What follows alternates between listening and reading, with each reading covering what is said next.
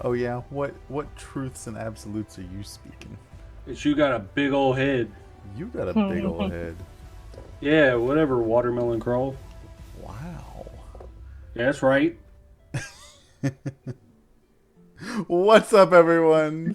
Hello. What are you laughing at? You? Oh, okay.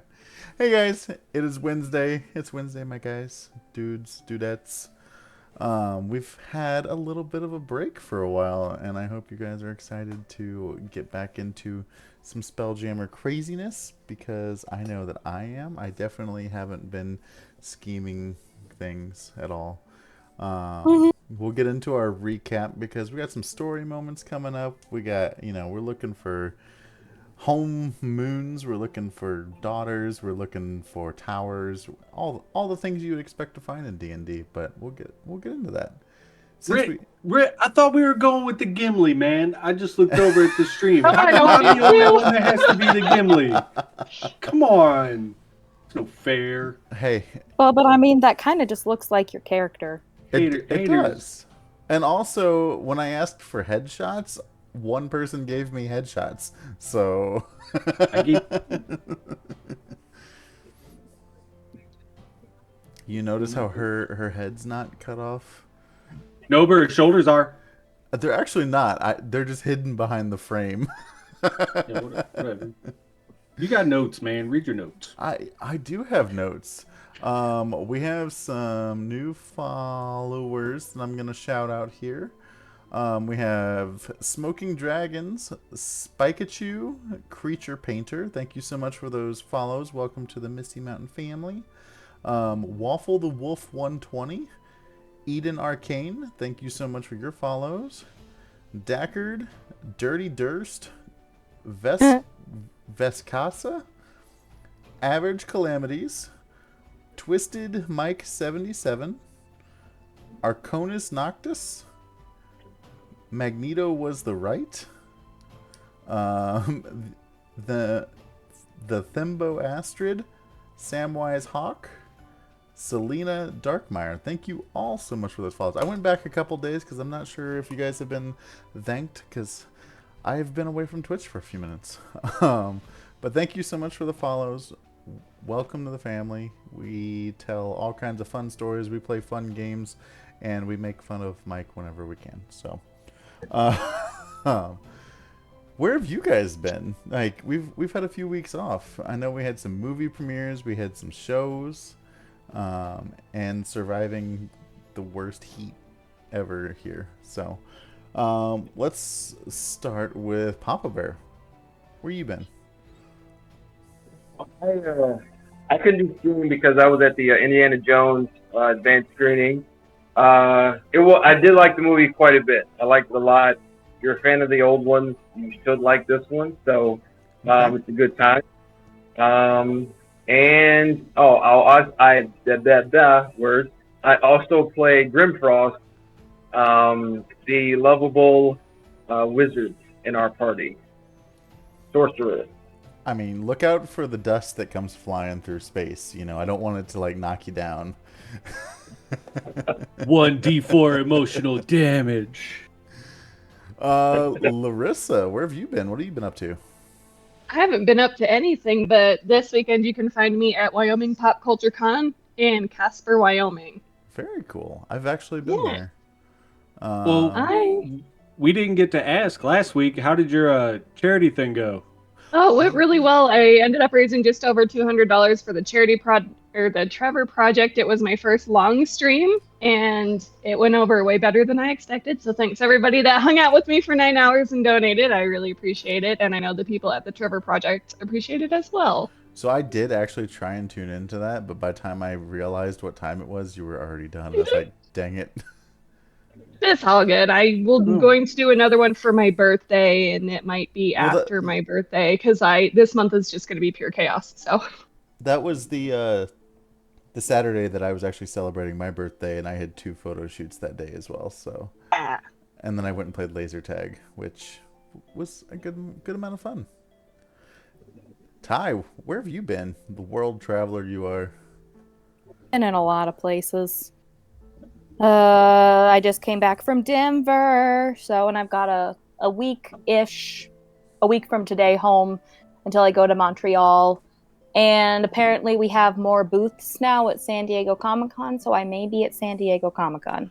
Oh, I really hope cool. you are, because I will be at San Diego Comic-Con. Well, it's a matter of, technically that's a week I have off between other ones, which means I would be like, hey, I could do this one, but don't send me to that one. Like that kind of deal. Because I don't want to travel for 4 weeks straight. So I don't blame you. I'm to home. Go to San Diego Comic-Con. I have things to show off because while I was gone, some Binx things came in. So I got my ears that Little Mantis Menagerie made me so I can cosplay the little crazy girl. But more importantly, I was given the best gift ever by T.L. Holdren, who apparently is in Denver or close to, because he came and visited us. And he gave me one of his canvas paintings he did of Binx. Oh so my gosh. Cool. So I'm gonna hang it. I'm gonna hang it on my wall, but I have it out right now so that you can see, and it is in fact like actually on like a canvas, and it's like the paint pour thing, so it's got like all those cells in it and like her little face, and she's really cute. So good job. That's yeah, so cool. It's cool. Mike. Shoot, man, I've been wheeling and dealing, man. You know me. I doing all kinds of stuff. I haven't been anywhere, just, still working on Extra Life stuff here in St. Louis. We got, was it next month? That may interest some people here. We got Tabletop Appreciation Week, which is kind of a big deal for Extra Life. It's a big time to push for getting donations for whatever local children's hospital you may be raising money for. Working on some stuff here with some stores, and just trying to chill, man. It's been way too hot. It has been yesterday. Way too hot. I sweated in places you shouldn't be sweating in. My sweat was sweating. I was in a wedding on Monday, and it was outside. The reception was outside. We were in full tuxes. I have never sweat so much in my life. And I can assure you the entire wedding party smelled amazing by the end of the night. You didn't have to rent it, did you? Oh, God. We've been in a heat bubble here, but I've been gone for the majority of it, so... It's just been so freaking humid. Oh, no, we've been like 90 to 100. Yeah, it was... When I left St. Louis on Friday, it was 105 that day, and humidity I think was 80% or some crazy number like that. Yep. It was gross. And yeah, people think the desert is hotter, but no, it can be the same temperature, but it feels better because it's dry. Yeah. Mm-hmm. I would 100% take that. Crash, where have you been? Hi, my name's Crash Candy. I do cosplay, and I do commissions, and I'm right now getting drunk with my family. Well, you know what? You go get drunk, Crash. It's not as fun as playing Spelljammer, but, I miss you guys. And to piggyback off of Mike's Tabletop Appreciation Weekend, I am in the process of working on a event for that week that'll take place on the Wednesday. I think it's the 16th, but it's going to be a arena-based combat where 4 players are going to be going against random monsters, and you guys will actually be able to donate to help or hinder them, whatever you so choose. I'm making a D100 table that if you want to throw something on there, you let me know.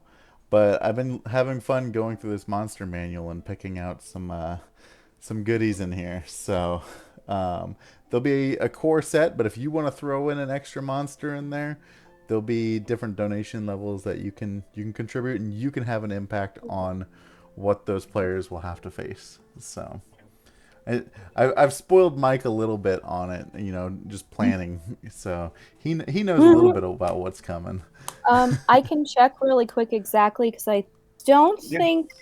I think the 16th might be a Saturday or a Sunday. Oh, it's whatever that Wednesday around there. is. Correct. There'll be an official social media post.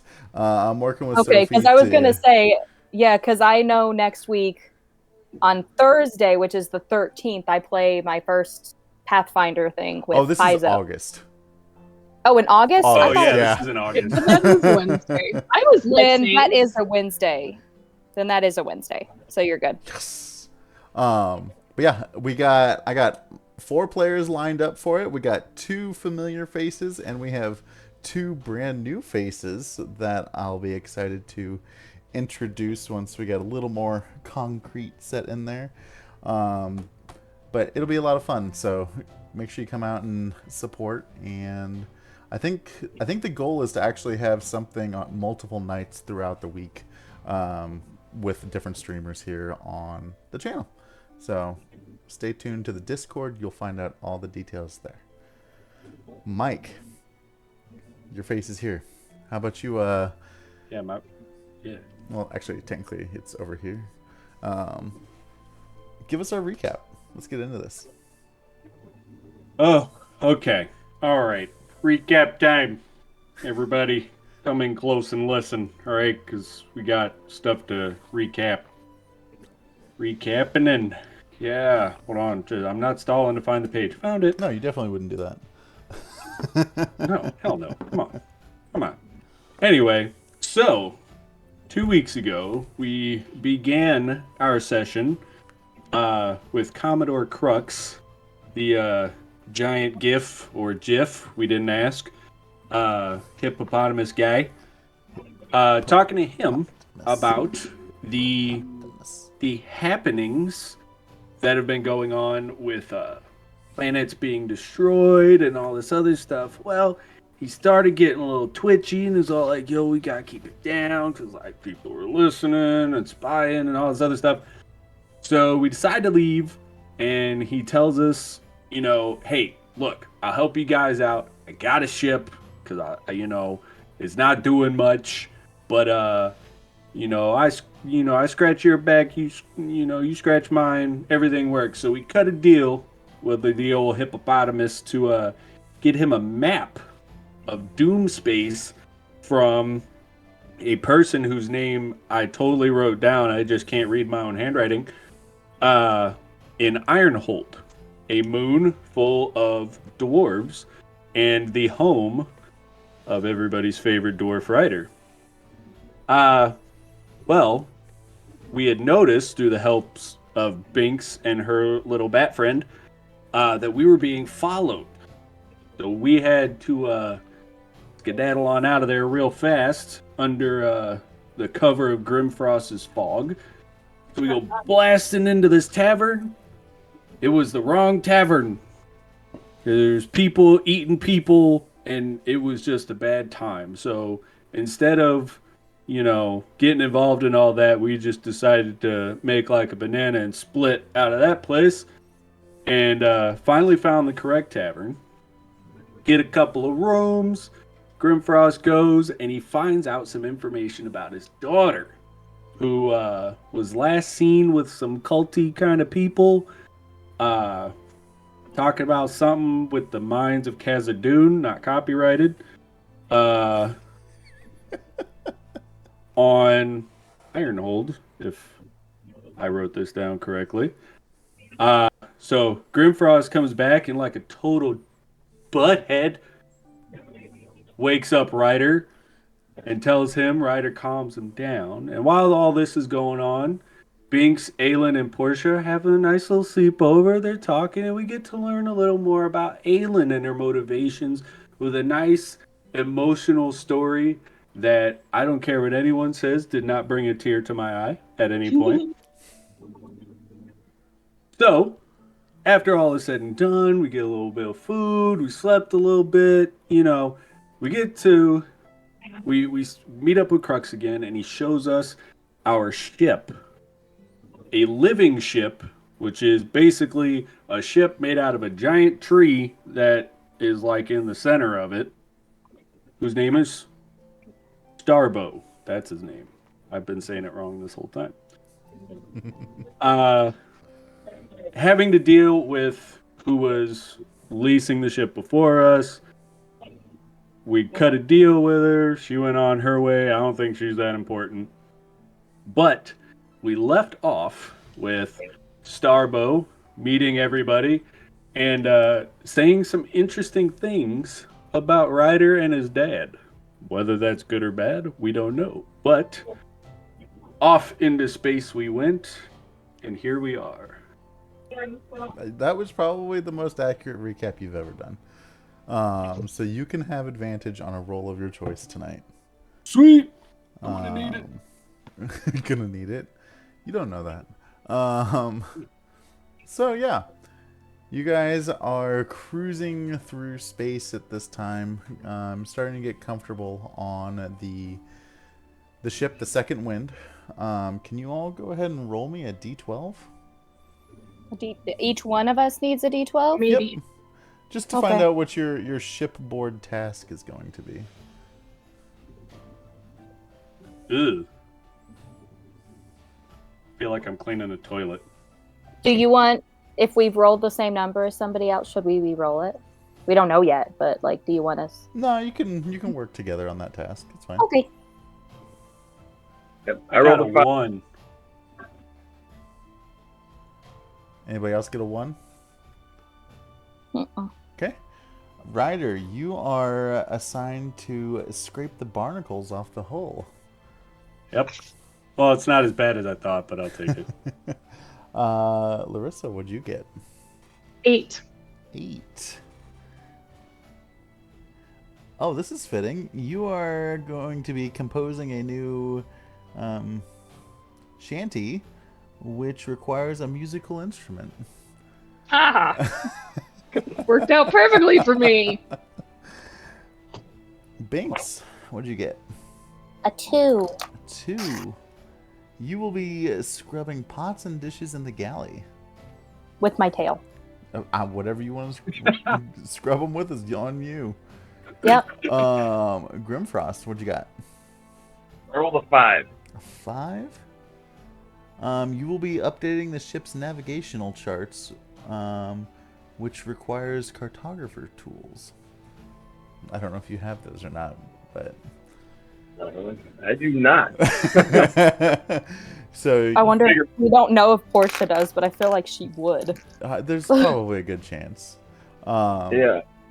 So you can just, update them to the best of your ability, I guess, Speaking of update, I just realized I forgot my notebook. I'll be right back. Continue. Okay. So yeah, as you guys are doing your tasks, excuse me. How are your tasks going? What's going through your character's mind as you're doing the task that was assigned to you?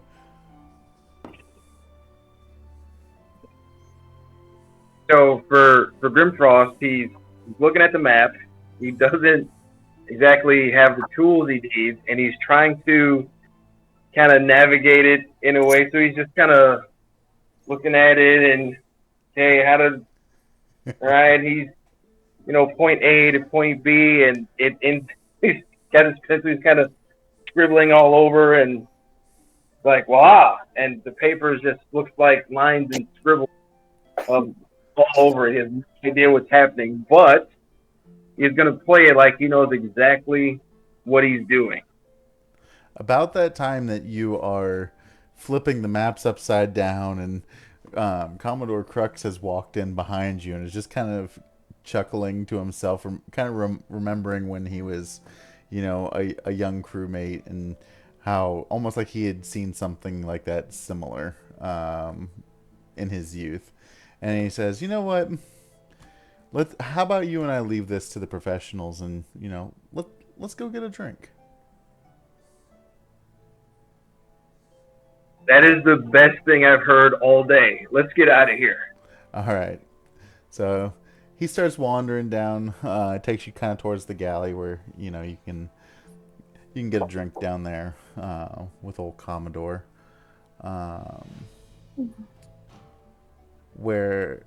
How is your task going, Larissa? I'm gonna guess it's going pretty well considering I'm a bard. You know what? I think it might be. I don't know. I feel like so much stuff has happened so fast within the last 2 to 3 days that it's almost therapeutic for Aylin to do this. Between losing Gemma and everything else that's happened. Yeah, that was like a week ago. Yeah, it's a good creative outlet for her. And she can also spend a little time alone and kind of process everything that's been happening since graduating the academy. So give us a little sneak peek of what the shanty might like. I did not think that far ahead because I was expecting you to make me roll to see how it's going. So I was like, you know what? You are literally a bard and you have a lute, so you win. Writing music has never been my strong suit. That's fair. Binx, how is the dish duty going? Going well. She's taken a bath. She's, like I said, she's been using her tail. Every time she finds something shiny, she cleans it, and then she looks at herself in it and just kind of like, oh, I look so good. And then there's just like a pile of not really clean dishes, but like they're there, Yeah. Like, does anybody remember that book, like, with the 3 little monkeys that, like, kept, like, having a bubble bath and eating ice cream all over the place? It's a kid's book. And, like, they overflow the entire house with bubbles from the bath. Like, that's what's happening. So... Ryder, yeah. how's the barnacle cleaning going? Going splendid. I'm just kind of hanging off the side of the ship with, like, 2 ropes and a plank, kind of like a little seat, and I'm just taking my hand axe and scraping up and just kind of, son of a bird, I could have, it's not paid enough for the crap.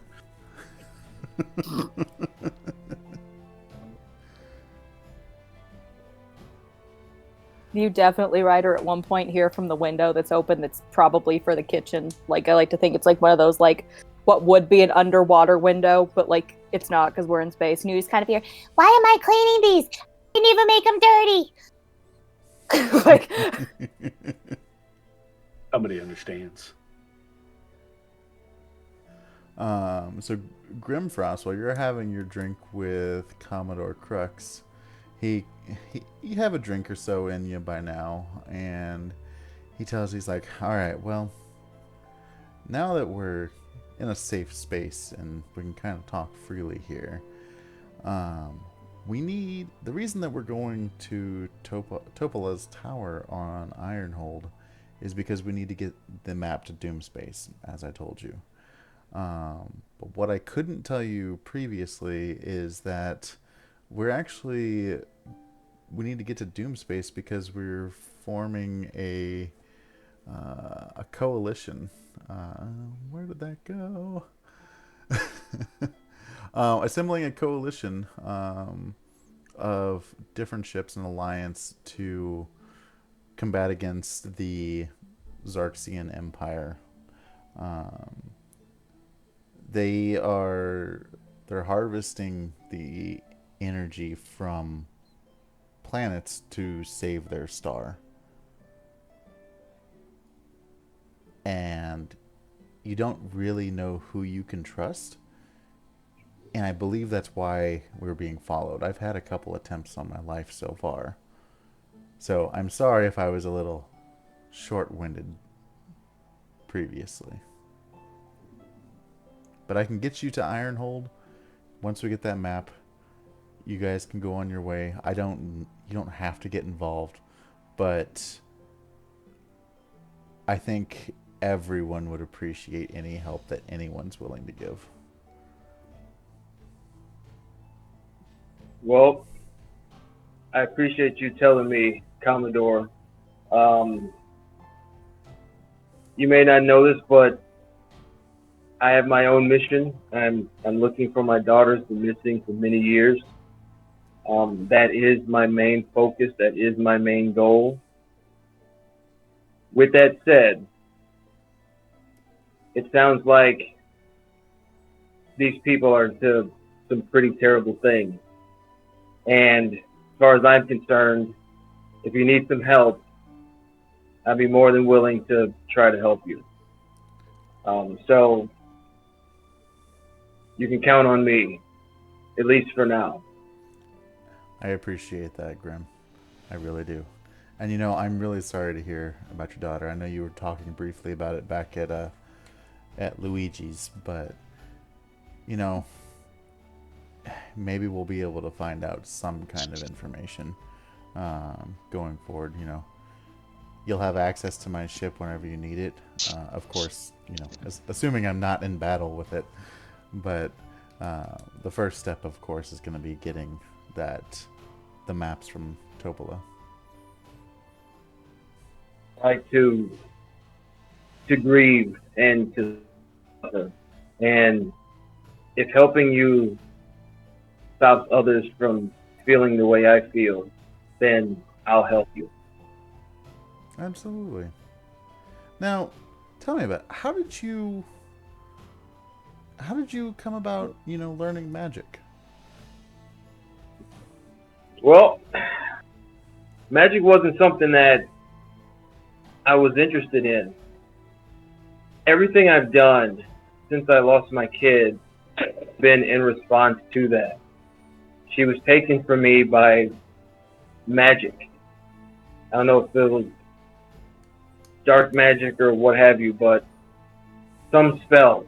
And I became obsessed with it myself ever since that day. That's driven me to be what I am now. I was a simple man, and that day changed my life. And I've just been one goal, one focus ever since. Until I met this crew that I'm with.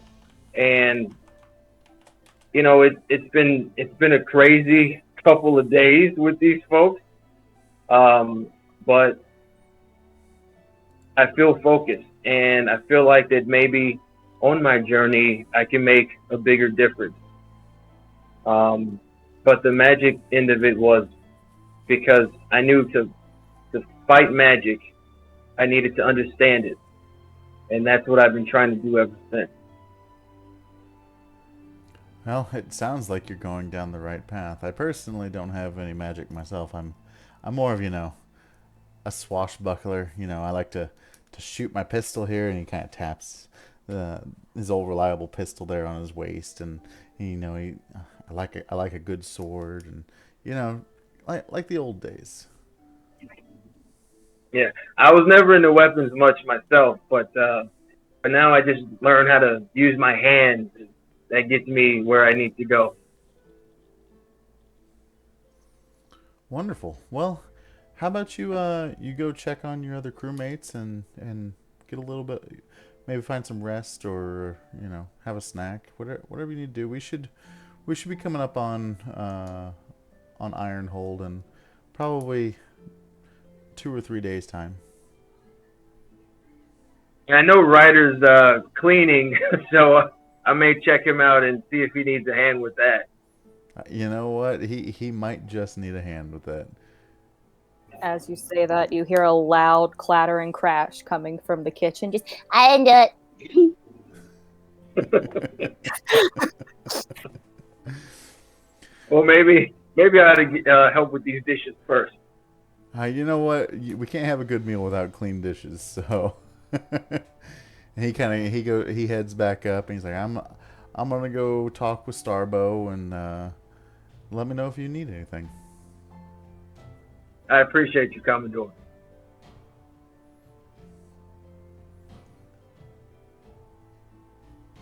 So, what is next?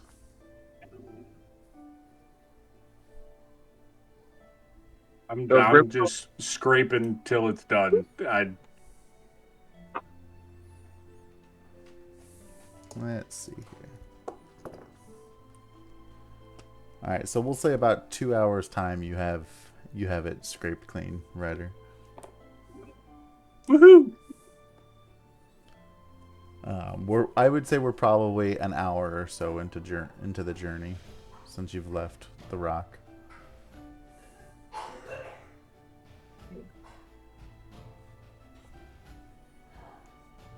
Aylin, how's your shanty going? It's going well. My headphones are telling me low battery, so hold on just a second Oh. while I try to get this figured out so I don't cut out. Binx, let's see. How long is it taking you Flashlight. for dishes? Should We'll be say good. dishes are done about an hour. Okay.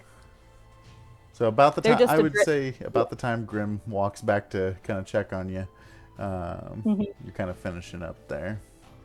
Yeah, so all the dishes are out of the water and they're just sitting there like dripping and drying. She's not dried them, but they're sitting there and she's in the water herself, just like he walks in and she just like she just keeps going through the phases of like, like I walk in and Binx gives me the look, and all I see is like she's with the dishes, but like there's no towel. It's just her washing the dishes with her fur. I'm like, Binx, is this how you wash dishes? With your Yeah. tail? Yeah, I've never washed dishes before, and I know there's this thing called a sponge, but I couldn't find it. So, So we're basically eating off your body. it's called protein, man. You never had like a pet cat and you sometimes just ingest their fur on accident because they shed a lot? Like I'm sure you've already done that with me. I appreciate your efforts. So Grimforst is looking around the area. I mean, they gave me plates to clean that are like bigger than my wingspan. Yeah, oh god, I'm gonna. crossover. It's fine, don't worry about it. She really got into character there. I really did. So Grimfrost is looking around. He's trying to find a towel or a sponge, and he says, "Yeah, I'm just gonna wash these. Just give these a quick rinse over, real quick. But we appreciate your help, Binx." Thank you. Then Thank he you for starts. noticing. Thank you for noticing my efforts.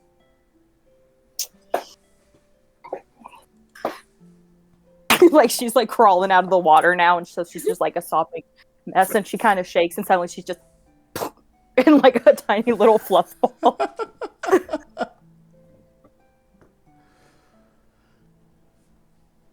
All right. Oh god, I'm still missing. I gotta figure out which dice I'm missing. Oh gosh. Aylin, now that your headset is not dying, how's your shanty? You got any sneak peeks you can give us? Nope. Okay.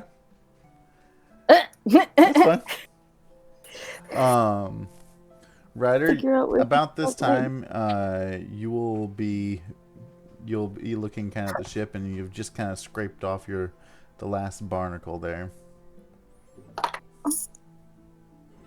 I'm gonna start tugging on the rope, reeling myself up, get over to the edge, and I pull a little seat up and everything, and just kind of sit up against the edge. My arms are all feeling like jello. There better be beer. I'm tired. Go ahead and roll me a perception check. Ooh, I should use hollow dice again so I can continue to prove Sophie wrong that they are the superior dice. Yeah, that's right. I said it again. I'll stand by it. 18. An 18. So as you're kind of sitting there recovering from barnacle duty, you notice a soft. duty. You notice a soft bluish white object in the distance behind you, but it seems to be following you.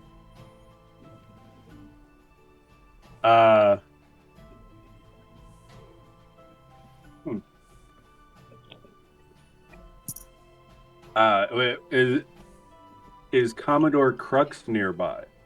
He's up talking to Starbo. Okay, I'm gonna kind of walk over to both of them and kind of point at the dot on the distance and ask the Commodore, "Do you have a spyglass? Can you see if you see that any better?" He's like, as a matter of fact, I do. And under his coat, he pulls out almost a comically large, like, doesn't need to be that big. You can tell, like, about 6 inches of it is what really matters, but this thing is probably like 18 to 20 inches. And he pulls it Just up. the Captain Jack one. Yeah. Yep. He's pulling it and he's looking back behind. He's like, I think that's a jellyfish.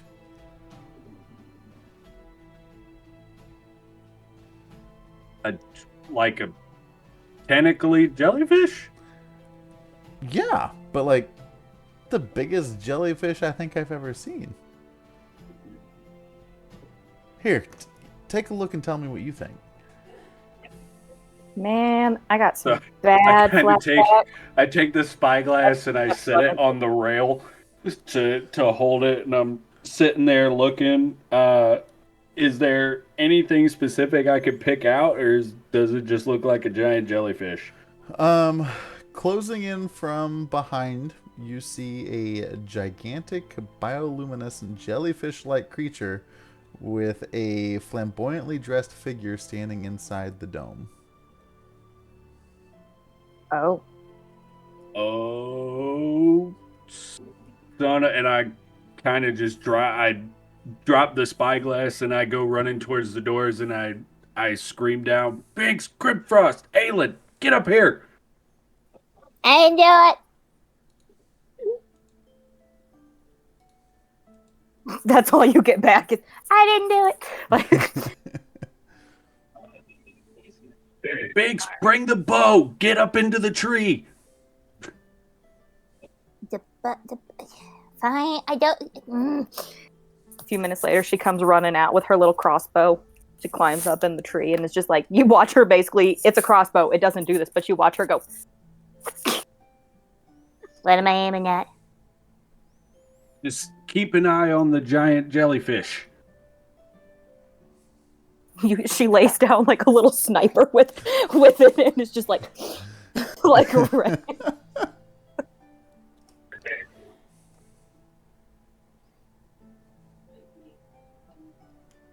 What was so important that you made us run up here for?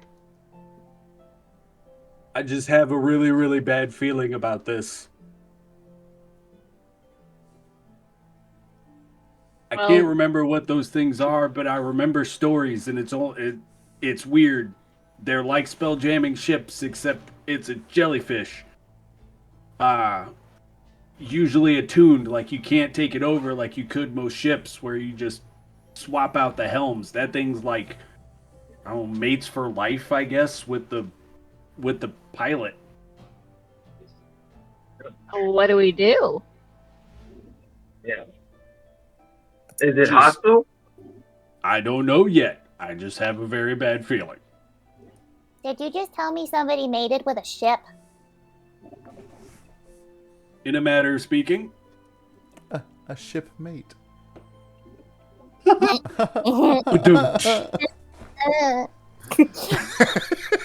I don't even know who it is who said that, but I appreciate it. It was definitely Mike. As you all are on deck, the giant bioluminescent, that's a fun word to say, jellyfish is closing the distance on you.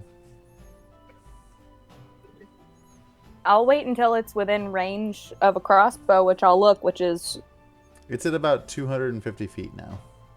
It's not within range yet, but like basically when it gets to range, I'll be ready to fire.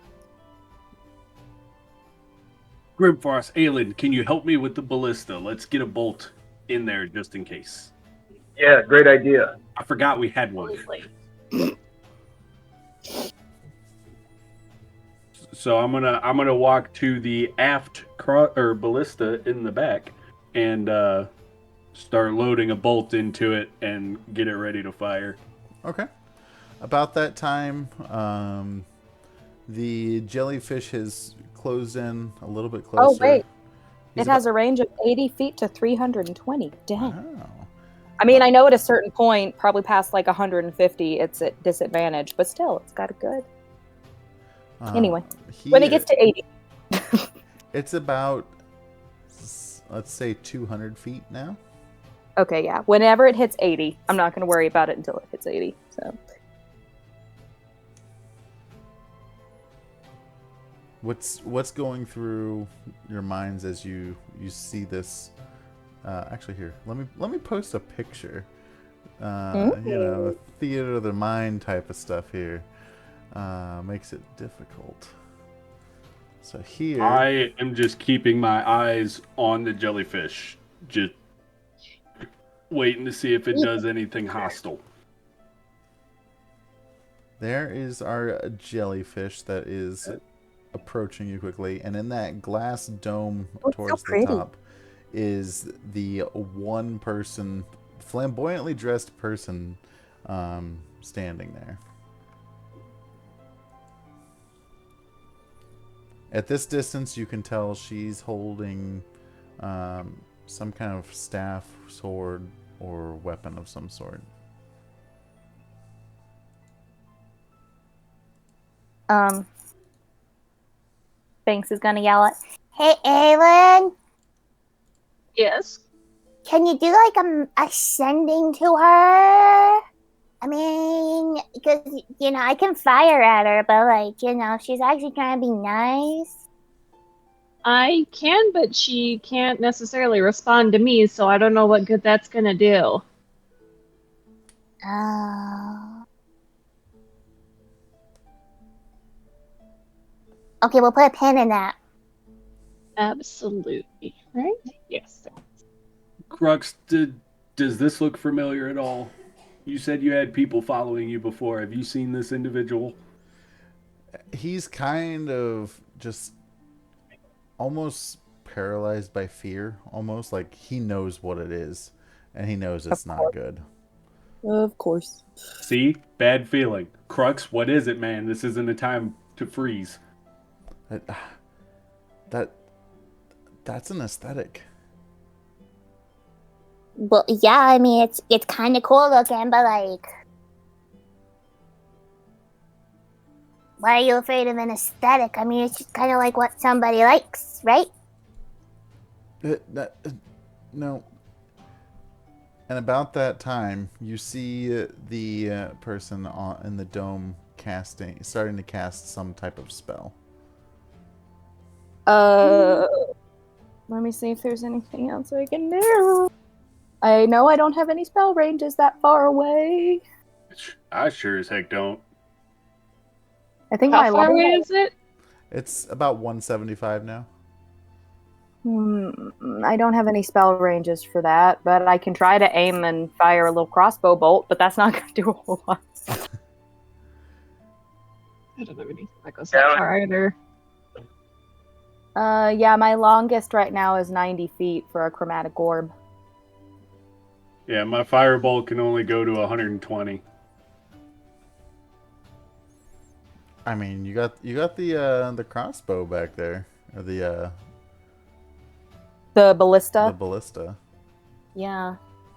We did technically load it. I mean, I'm just gonna say, like maybe it's just a predator in me, but like if he's afraid of it, I think maybe we should just fire at it. Grimfrost, can you tell what kind of spell they're casting?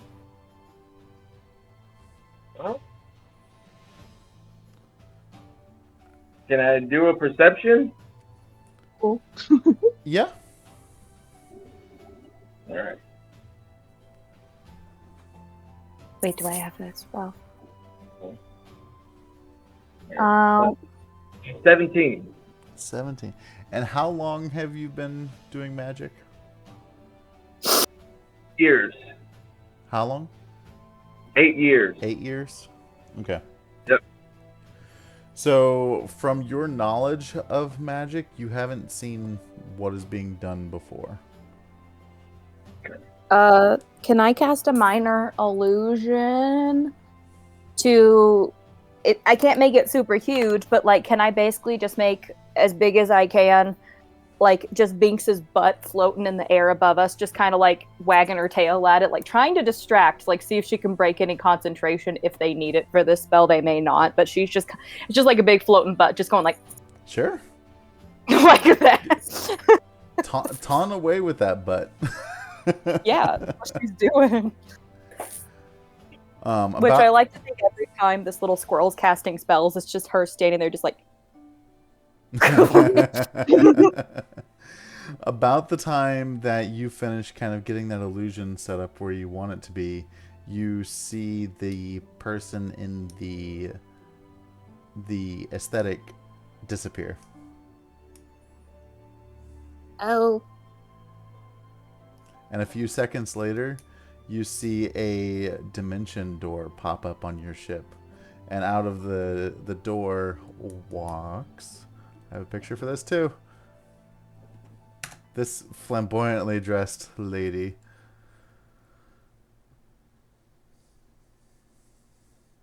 Oh wow, she is. I know, right? She's fancy. For the viewers, this is the ship. This is the jellyfish. And this is her. The flamboyantly dressed figure comes walking through the dimension door, brandishing a solid gold trident, and the doorway closes behind her. Sparkling light surrounds her figure, and she says, heading to Topola's tower, are we? take another step, and I've already got the crossbow aimed. I don't think so. My friends in the Xarxian Empire don't want you meddling in their affairs. Right, or do I shoot her? Just hang on. But We're just passing through. forgive me. I haven't introduced myself. My name is Hastane. When the elves came looking for a suitable world to nourish their dying star, I suggested yours. It isn't every day I get to witness the destruction of a planet. I promise, it'll end beautifully, even if you're not around. And Ryder kind of hops down, keeping some space in between, and you said who again? The what empire? The Xarxian Empire. Ah. And I suggest Ryder, you stop coming towards me there, short stuff. At this point, Ryder is just seeing red, because now everything is kind of flooding in at this point, and While she was making her little monologue there, she was making deep eye contact with each and every one of you. I want to try and intimidate. Okay. Can I offer assistance in that? Because I mean, I'm literally a tiny feral animal at this point. So I'm up in a tree, Okay. laying down with a crossbow, just have like Yeah. Yeah, go for it. See, this is part of those questions. which means you get to roll that with advantage because I'm offering you help here. Okay. That's what the help action does. I won't need it. So But you can I get need to higher. double check here before I do the math. If I am proficient in intimidation, I add my proficiency bonus on it, right? Yes, I I believe believe so. so. Okay. So 5, 6, 7, 8. That is a nat 20 plus 8, so it's 28. Nice. Wow. So how are you? What are you doing to intimidate her? I am going to keep walking forward, and as I'm doing it, I'm not paying attention to what's going on, and my hands start to get hot with the burning hands, and it's just I'm gripping onto my hand axes tight. At that point, it's what I like to call scary calm. Scary. And I'm calm. Scary calm. You know, it's like that so mad you don't scream, you don't yell. It's almost kind of what parents do. You know, it's just that calm, flat tone voice. And I look at her dead in the eyes and continuing to walk forward.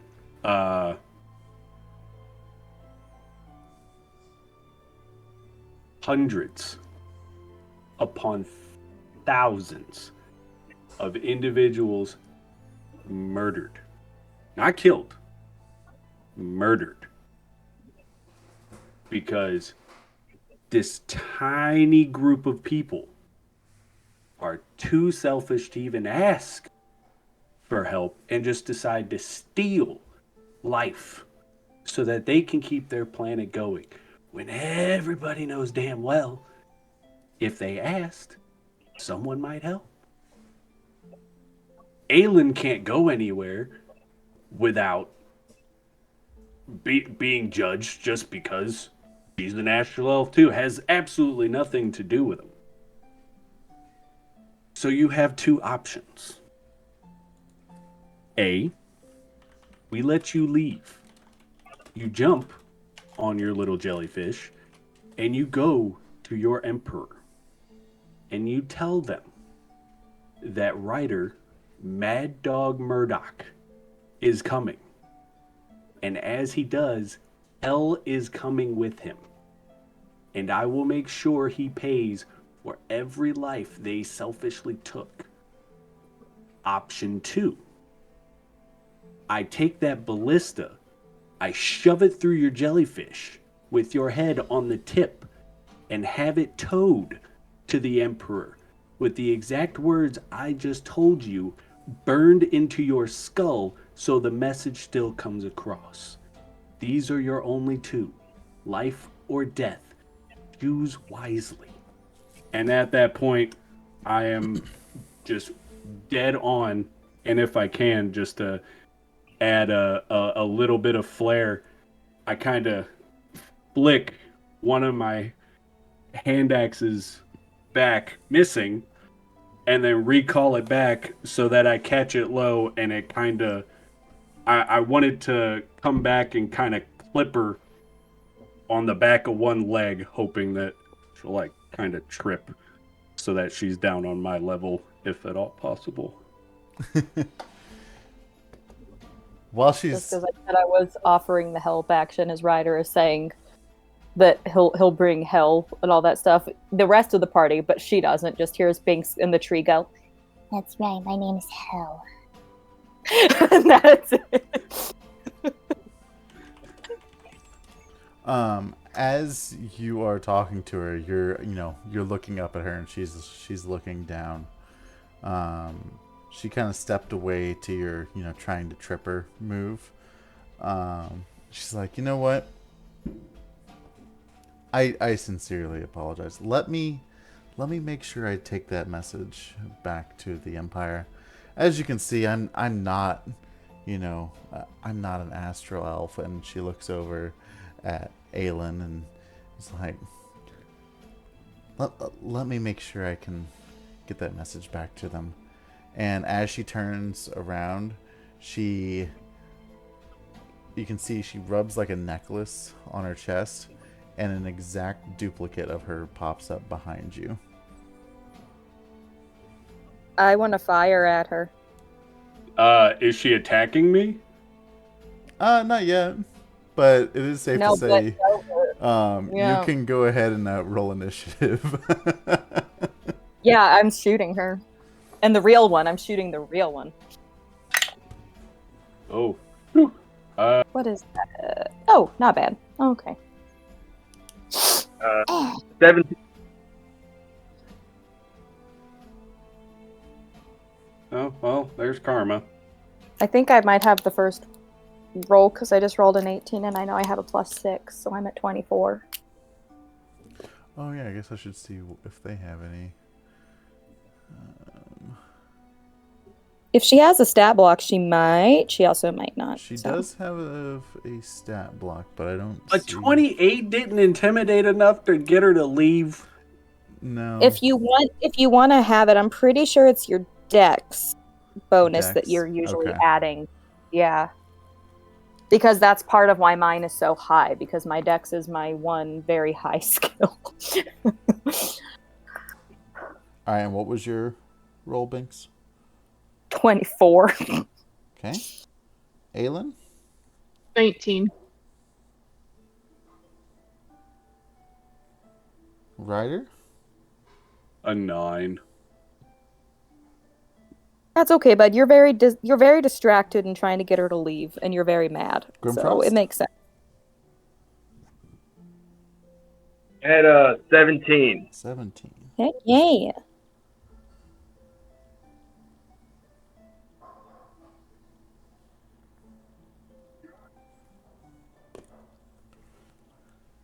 Okay. Make sure I'm not missing anything here.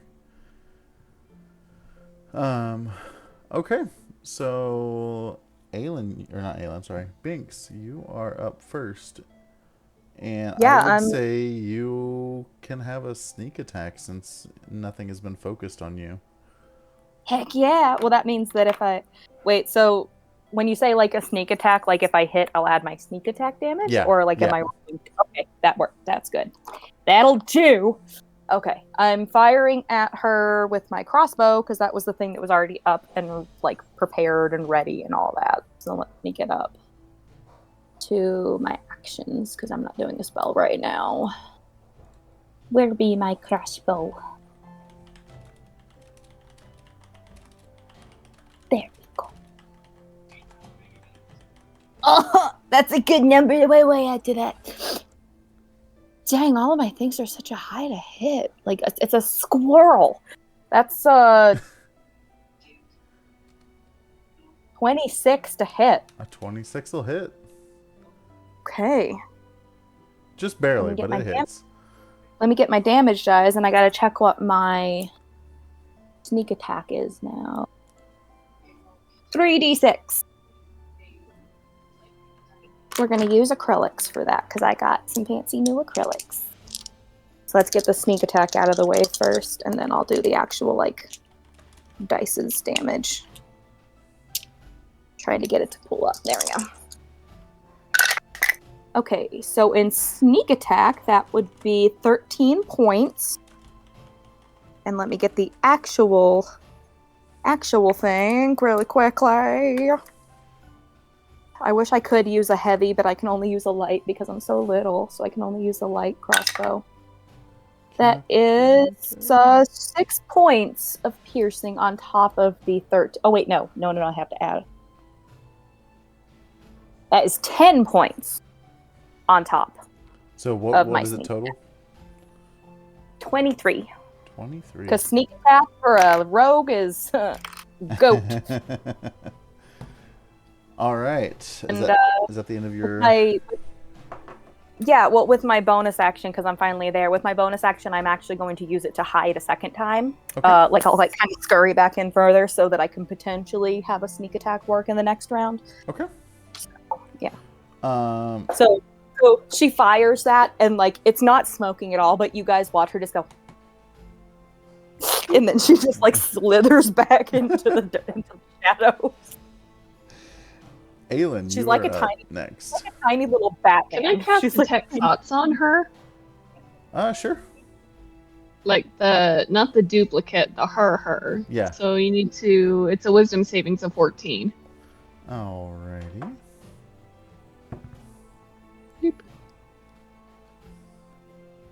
wisdom. Yes. I got a 19 on that.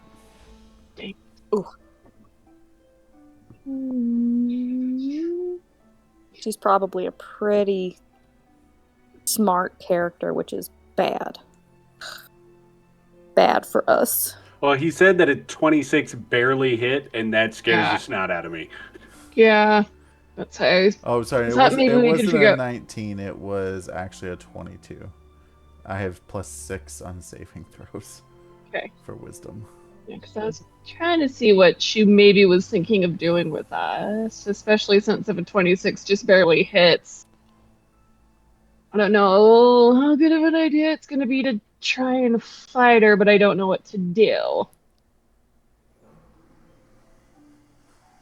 So I'm just going to back up a little bit, and that will be my turn. Okay.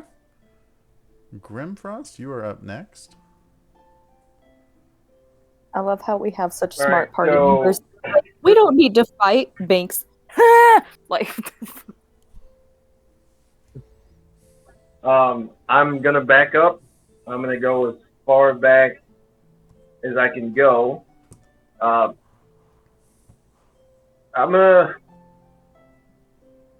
gonna go back 60 feet.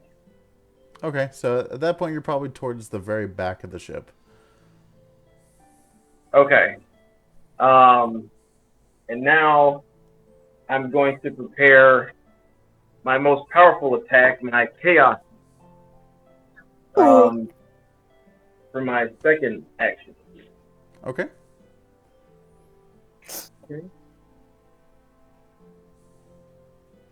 Okay, and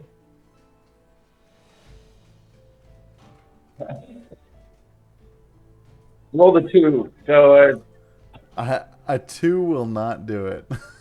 oh no! just barely missed. So Grimfrost he's conscious of the spell. He's all and just shoots it, and it just whizzes right past it. Totally just whizzed. It's okay. We know that the AC is somewhere between 2 and 26 now. Really narrows it down. You know, you're getting there. Is that the end of your turn? Yeah, that's it for me. Okay. Yeah. Well, I mean, you're back out of the way, so you should be safe for a little while.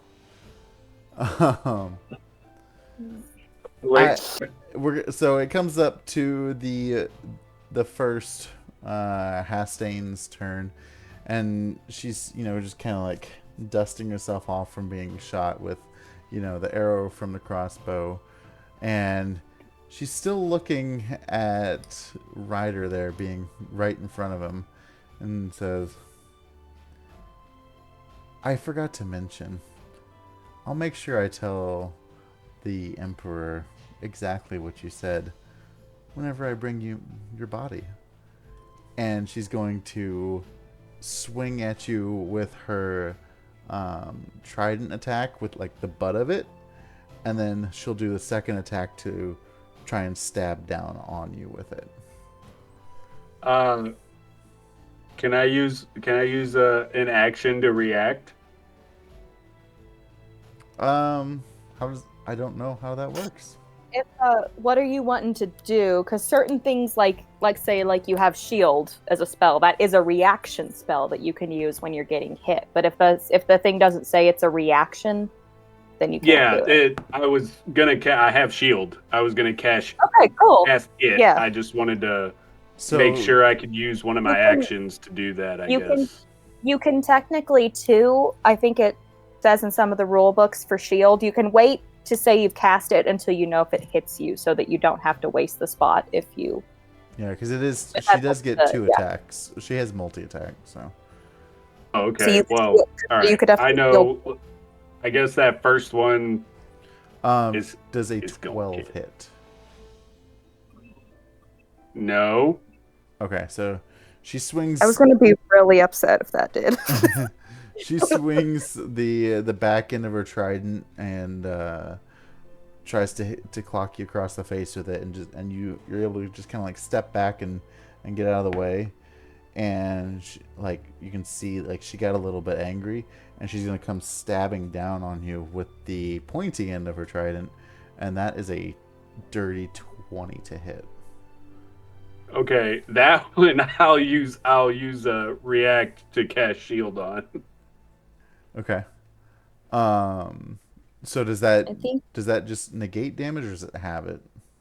I think it adds a +5 to your AC. Oh, okay.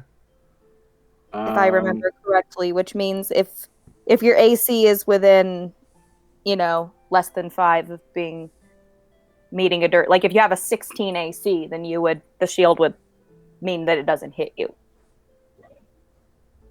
Oh, that would put me at 18 Okay. AC, so it that would go still through it. hit. Yeah. Well, make sure that look at the spell and make sure I've got those rules correct. No, you got it right. Invisible barrier. Until the start of your next turn, you have +5 bonus to your AC, including against the triggering attack, and you take no damage from magic missile. That's helpful though. Magic missile will always hit. So. All right. So she's coming down on you with the pointy end here. So that will be.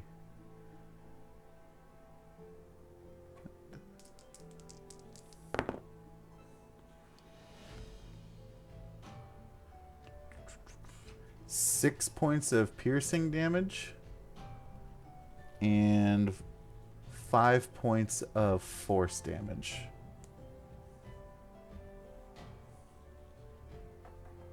Ow. Okay. So now we'll go to the duplicate's turn. Oh, and son of a biscuit. She was going to come in for the stab on Ryder, but once that chaos bolt came flying by, she whipped her attention around, and she's actually going to fire a chromatic bolt back at Grimfrost. Oh boy. Sorry, I love Ryder. I love that your mom is in chat saying Binx go bite her hand. Right? It's a good thing she has high multipliers, because I am rolling like absolute poo tonight. Does a 13 hit? It does. Oh. Does. Okay. This is going to be. Let's do cold damage. Rob, you can't kill this one character because he has to find his daughter. I'm aware. You can kill the rest of us, but not him.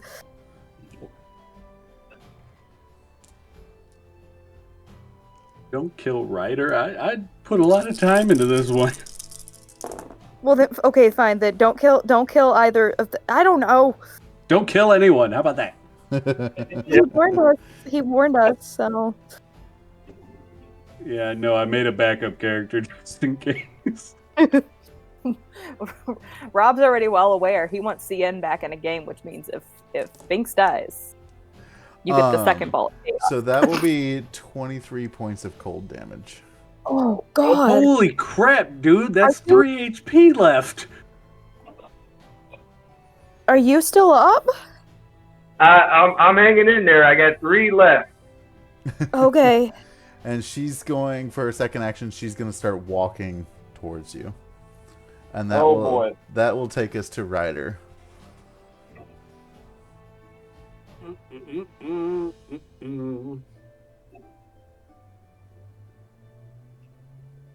Okay. Okay. All right. Okay. I do have a plan. I just don't know if it's gonna work. Okay. How far away would that second the second individual be? Maybe let's see. maybe 20 feet behind you.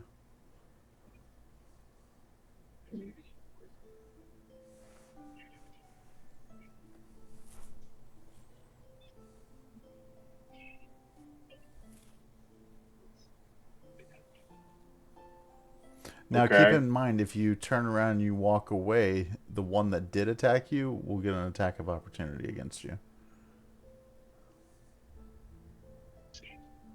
You receive... What if I don't turn away, though? Crap. All right. First off, there's like no good way to do this because I'm trying to like take everybody into account. Yeah. And I'm afraid to do any spells because apparently this person's just godly and can stop anything I can do. So, all right, I'm going to do this for the first time. I'm going to go ahead and right at the real one in front of me. I'm going to use my cantrip Firebolt at freaking point blank range and throw one at her. God, pray for me. I think I have some glass dice here since that's the superior one. Yes.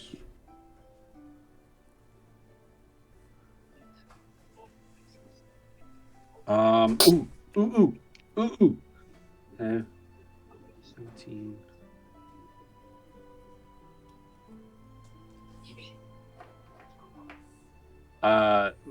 It's 19. A 19 hits. Oh, thank you, Jesus.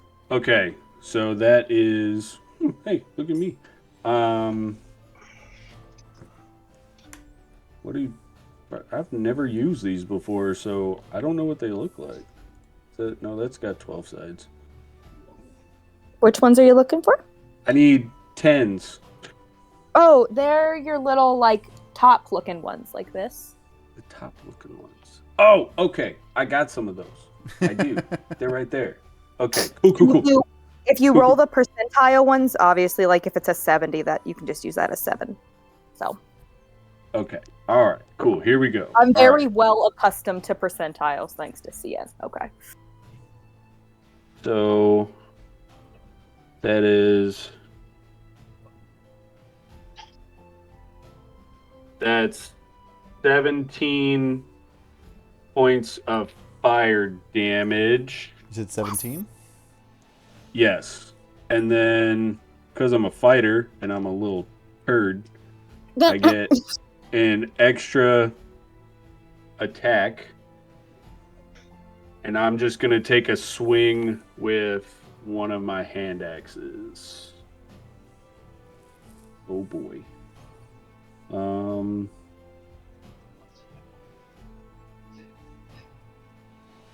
Oh, it's a 19 again. A 19 hits. Woo! +3, thank you. And that's just a D6 because my hand axes suck. That's just 3 points of slashing damage. All right. So that will take us back up to Binx. Okay, well, I am hidden, but also because Ryder is within melee range, that also means I get sneak attack. So one way or another, I get sneak attack. So I am going to, like, her little hand, like, kind of peeks around from one of the branches, and she does her little, like that kind of thing. She's going to fire a chromatic orb. Okay. And she's going to do fire damage for this one. Or actually, no, let's do lightning damage. That seems like fun. So she's going to do lightning damage for this chaos bolt. So let's see what happens. Come on. Actually, no. Let's roll the rubber ducky. Rubber ducky. You're floats. the one. That's awesome. It's a liquid core, and it's got a rubber ducky inside of it. You're That's gonna fantastic. get a 20, a natural one. Oh God, no! Oh. Don't curse me like that. No, Don't curse like it's gonna be a Freezing. natural 20. But then you said natural phrasing. one. Don't pay attention to that part. I was trying to rhyme. Is it a 1? No, it's the dinosaur, which means it's the 20. Oh, perfect. Thank you, Ernie.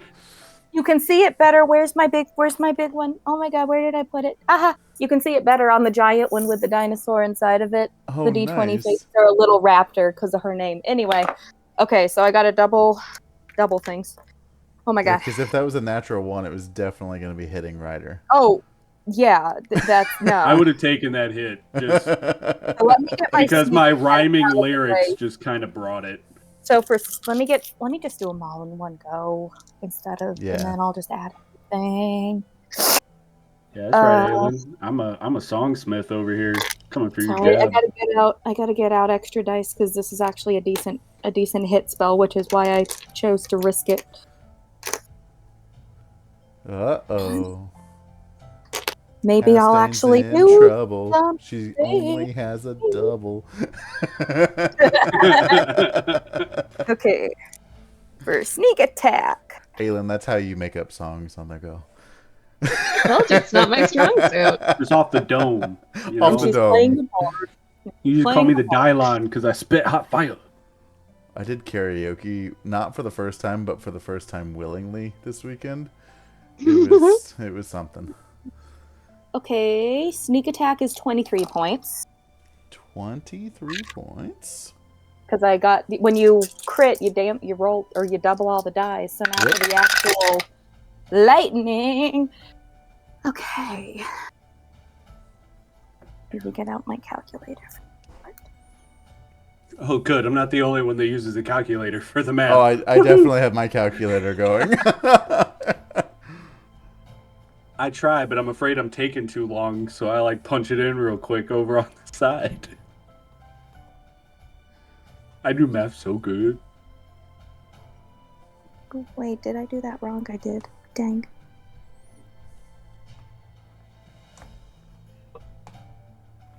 So I already subtracted the first number you gave me.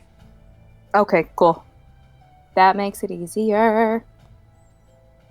And this is just gonna overkill, right? Okay, that's another 28 points of damage.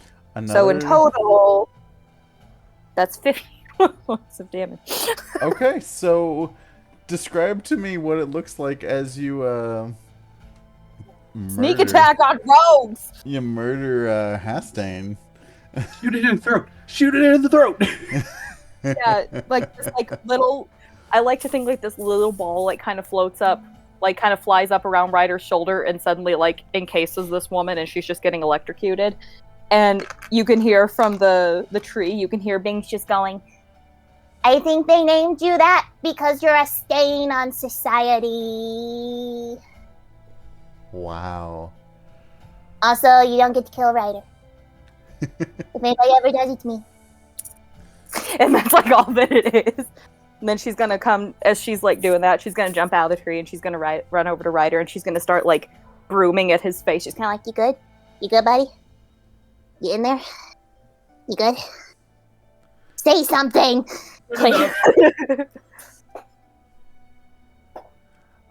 Gaping frightened flesh wound aside. So Hastain falls to the deck of the ship, kind of in a smoking mess a little bit from being electrocuted at the time. And about that time, you hear a very, think whale type noises. Just almost like a scream coming from... She was connected to her ship. Connected to, yeah, exactly. And the aesthetic lets out a jammer scream and your ship completely stops moving.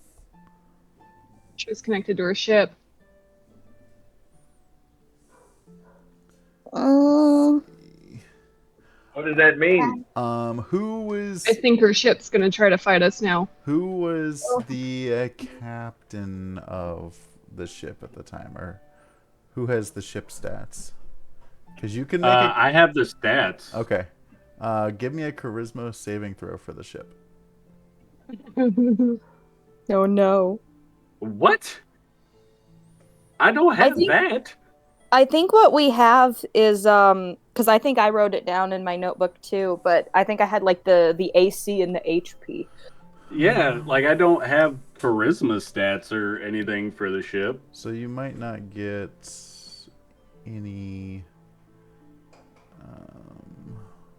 I might just need a charisma saving throw of whoever was the captain at the Whoever time. was. Yeah. Did we pick a captain? I don't think we actually picked one. Great. I'm seeing. Well, we could I'm vote seeing really if, quick. I'm seeing if Crux has one to. I mean, Aylin has the better charisma. Well, I was gonna say Aylin, but technically Gavin Grimm was doing cartography. That kind of feels captain-y to me too. He's so the navigator. I'm gonna let yeah, you but he's guys a sorcerer. Sorcerers get decide. their sorcerers My get their charisma savings spell- is +8. How much? Aylin's got my vote. Save I'll our go. bacon. I'll go with whatever. I was just gonna say though that sorcerers, which you're a sorcerer, right? Right. Papa Bear? Yeah, Right. they get their spell save DC from their charisma stat. So I think either of them could do great. So I'm good with whoever. I really don't care. I know Binx would not, just out of principle, like to not meta it. I know she would not have been the captain. So Aldrin, stop! Sorry, I had to break the fourth wall for a second. yeah, I know we've had Ryder be the captain in the past, but I'm not sure if this time we actually had picked one just yet. So Not technically. We just got on the ship and said, all right, Starbow, take us away. I'm good with whoever. Whoever feels like rolling it. I don't mind. Grimfrost, do you want to be captain? I could be captain. Yeah. What?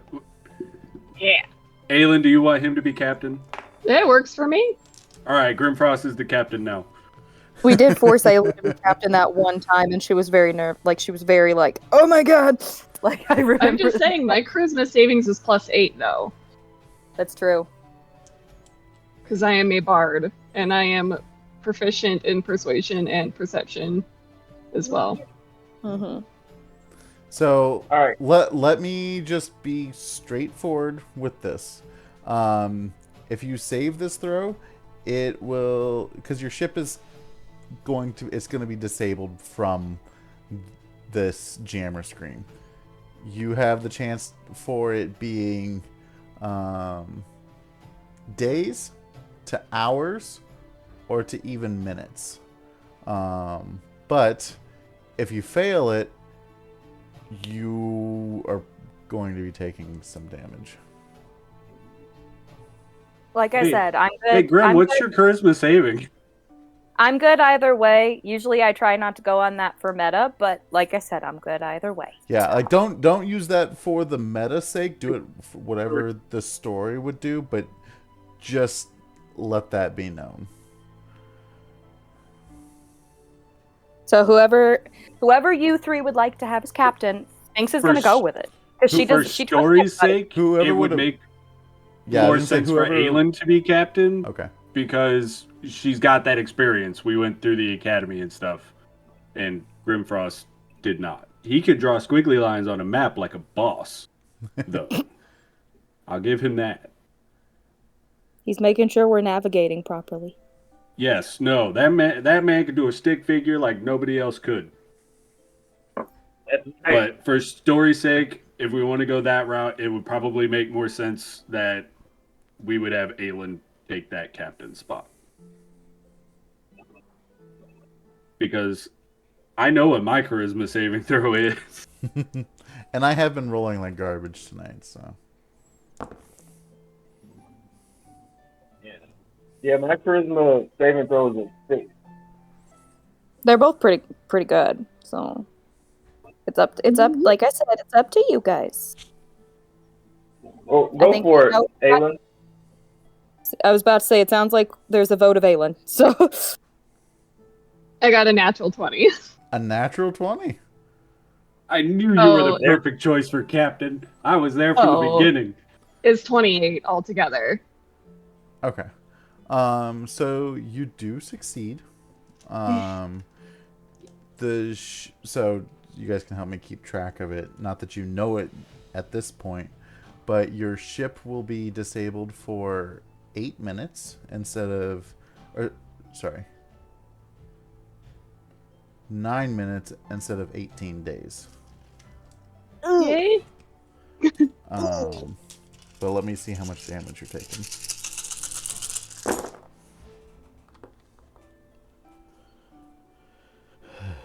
Calculator. Yeah, this is a bigger number, so I'm gonna need mine now. Here.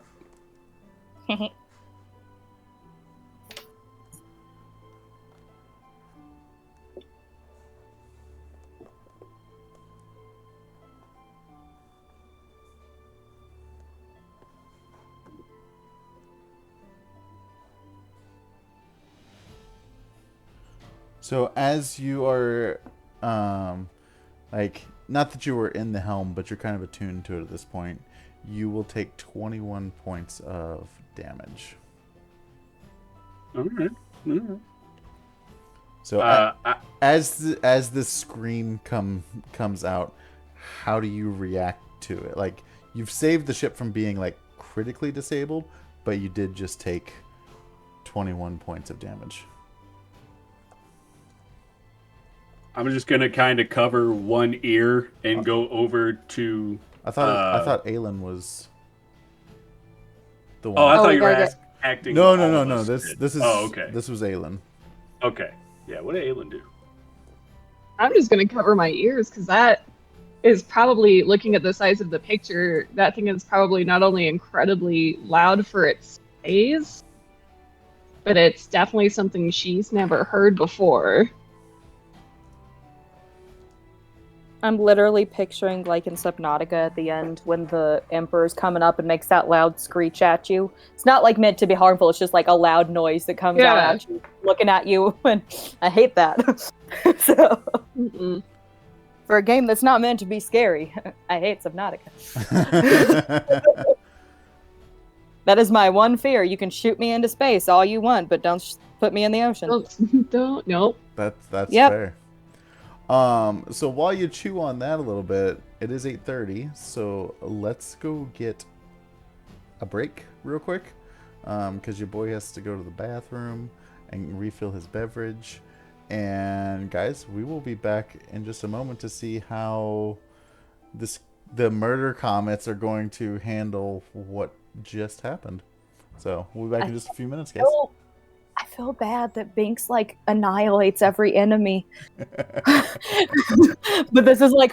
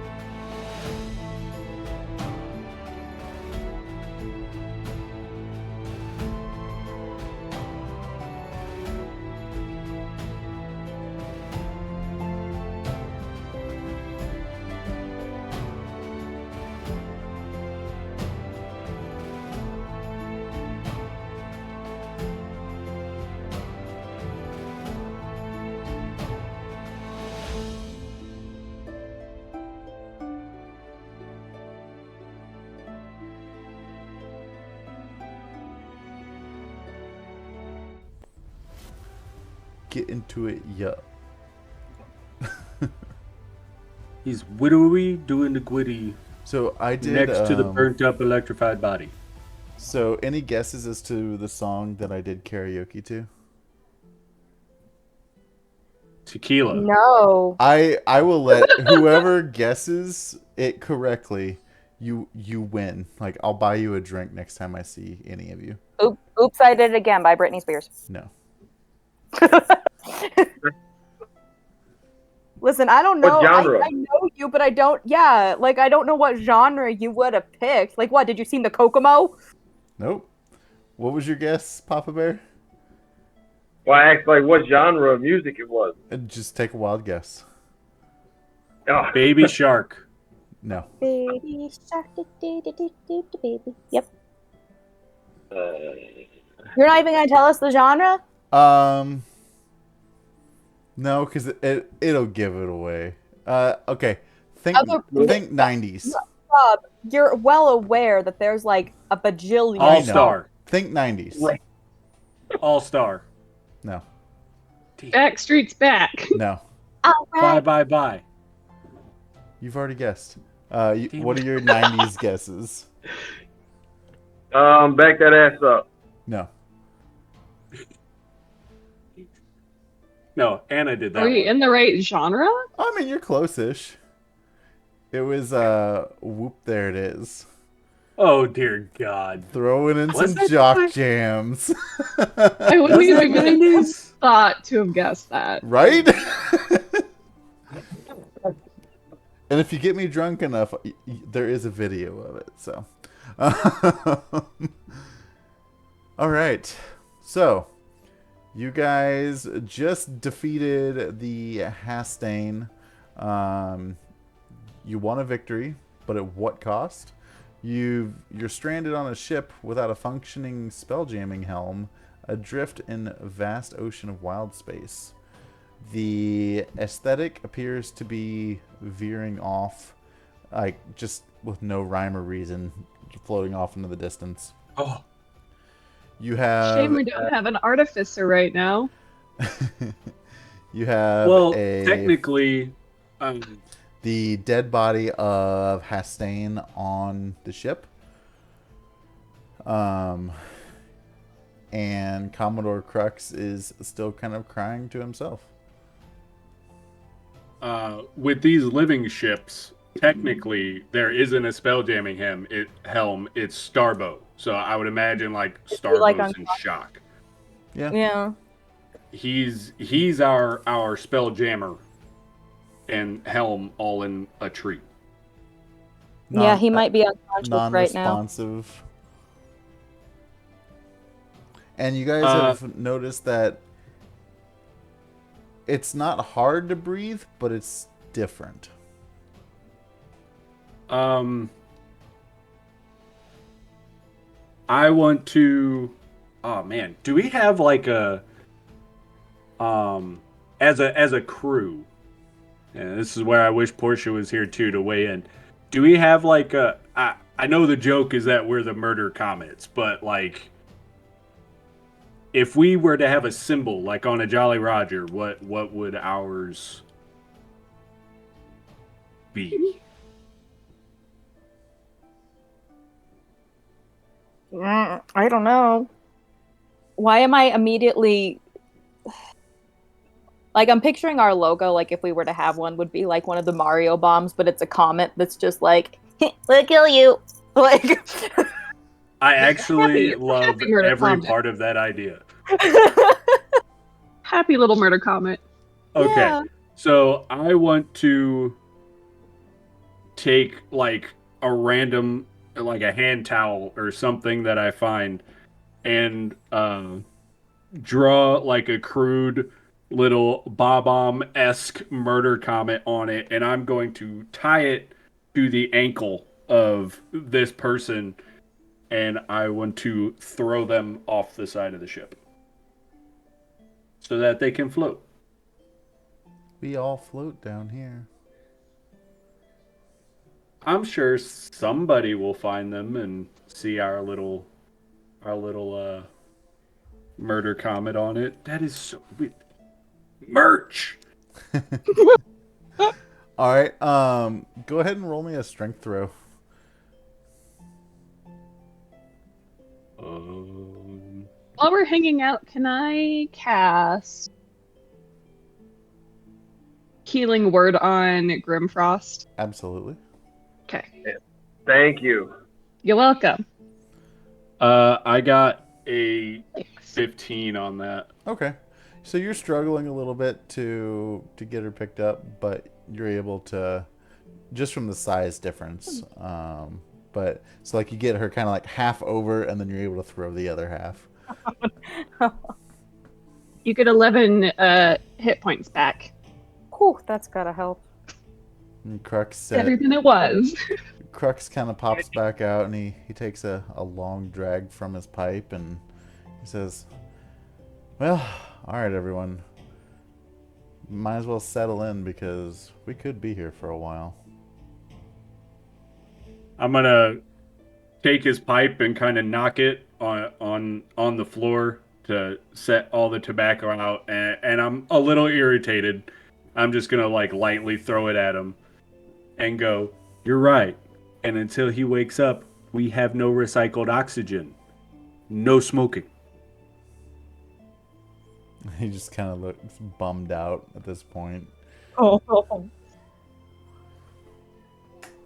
Binx is gonna get on top of the tree, like she's gonna climb back into Starbow, and she's gonna just be like kind of like a cat, like doing biscuits, like just little things that maybe will start to stimulate some thought. Like she's just.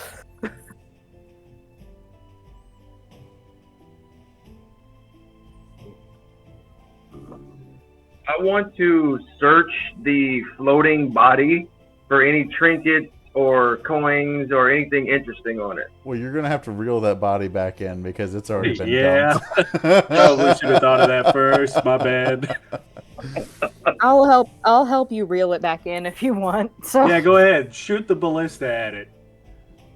No, she's gonna shoot a crossbow at it, so it's got a tiny toothpick in it, and then she's just gonna be like with the rope, like just kind of like slowly but surely like dragging it back in, like big one. All right, a roll long time. roll to hit. Oh god. Come on, Okay. Binx. Hot rolls. Hot rolls. Okay, that's a 16 on the thing. Dirty 20 to hit her. A dirty 20 will hit.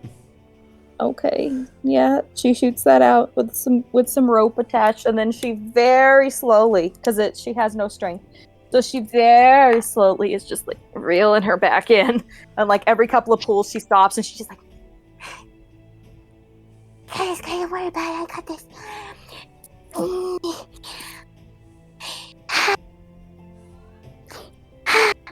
she gets a few pulls, and then she's out of breath again. Like, I just threw that overboard. We want a looter. Oh yeah, that makes sense. See if there's any gold. I just gave my 1,000 away. so like 20 minutes later, the body's finally up. With a thud. Yeah, it gets to the point that she's like kind of hanging like one leg off of the ship, and Binx like cannot get her, so she's just kind of like swinging off of the one boot that's hanging there, just like, Please just get over here. I'm so tired. I'll help pull the body up. All right, Grim, give me a investigation to see what you find on this now double murdered body. I rolled 21. 21? Yeah. All right. So, what do you find behind door number 1? Let's see. She was fancy dressed, so She was. I don't. She had she had a really fancy cloak on her. Nothing that appears to be, magical. It's strictly just to wear. You can tell it's made of some fine fabrics. It may be worth some gold if you were to take it and sell it. Might be able to enhance it with magic later on. She has that solid gold trident, which I would need to find some stats for. in a side pouch, you're able to kind of pick that up off of her. And I don't know how secretly you are, kind of sorting through this, or if everyone's like standing over you like Christmas. But the pouch that you find is This is us. it's a very We're standing hefty over gold Christmas. pouch. Ooh. Approximately 20,000 gold. Good Oh for my you. god. Great Googa Mooga. So Okay. you can share with everyone what you will of that loot hoard. But that's what you find on her. I mean, I gotta repair an axe, so like, if anybody wants to donate to that cause, like, just saying. I mean, I got 20,000, so I'll give you 3 towards your axe. Woohoo! I'll take it. Don't be confused. That's Aw. not 3,000. That is 3 gold. Just 3 pieces. 3 gold. Could I cast Detect Thoughts on the tree? Yeah. Because it's kind of a creature. Yeah. But I just want to make sure that it's, like, good. Not that I could really do anything with that, but... Right. So you're able to tell that the lights are on, but nobody's home. Okay. That's better than nothing. Oh yeah, you don't want to know what happens if Starbow dies. Did we wake up a tree?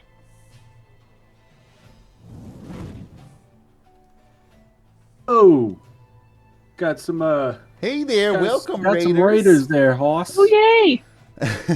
Welcome on in. You're just in Whoa. time to see, our party looting a dead body.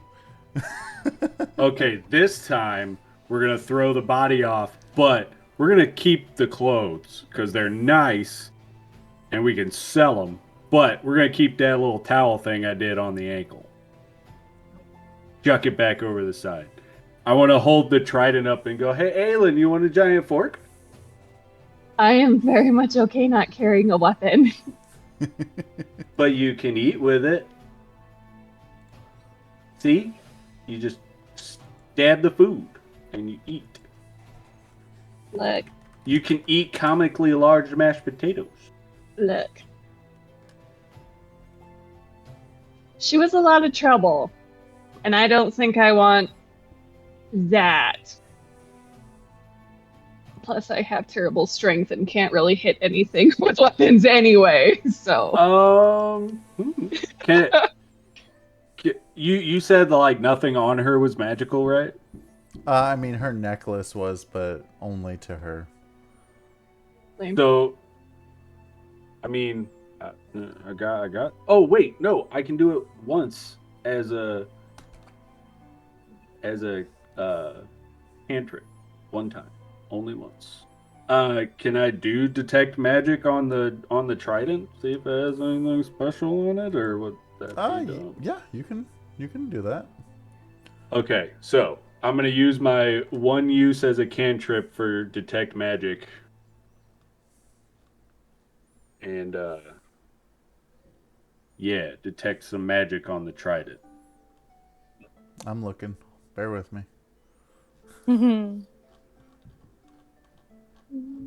Because I mean, until I get my axe fixed, it could be a good placeholder, a giant fork. As of right now, it does appear to just be a trident. I'm cool with that. It is 1d6 piercing damage, and it can be thrown 20 to 60 feet for 1d8. Nice. We know you like to throw things. I do have proficiency in throwing weapons. So, Are you in sure? first case, In your D&D Beyond, if you would just add a trident to your inventory, it's in there. okay. If nobody else wants it, I will probably hold on to the trident until I can get my axe fixed and or do what I'm going to do with that chain you guys got me that I'm still keeping a secret. Yep, all yours. Go I ahead. can't physically pick it up, so Well, Grimforst might want a giant fork he could throw. Like, I don't know. I figure I'd throw it out there just in case. About the time that you're detecting magic on that trident, Starbow kind of like lets out almost like a big yawn, like he was taking a nap, and you feel the ship start moving a little bit again.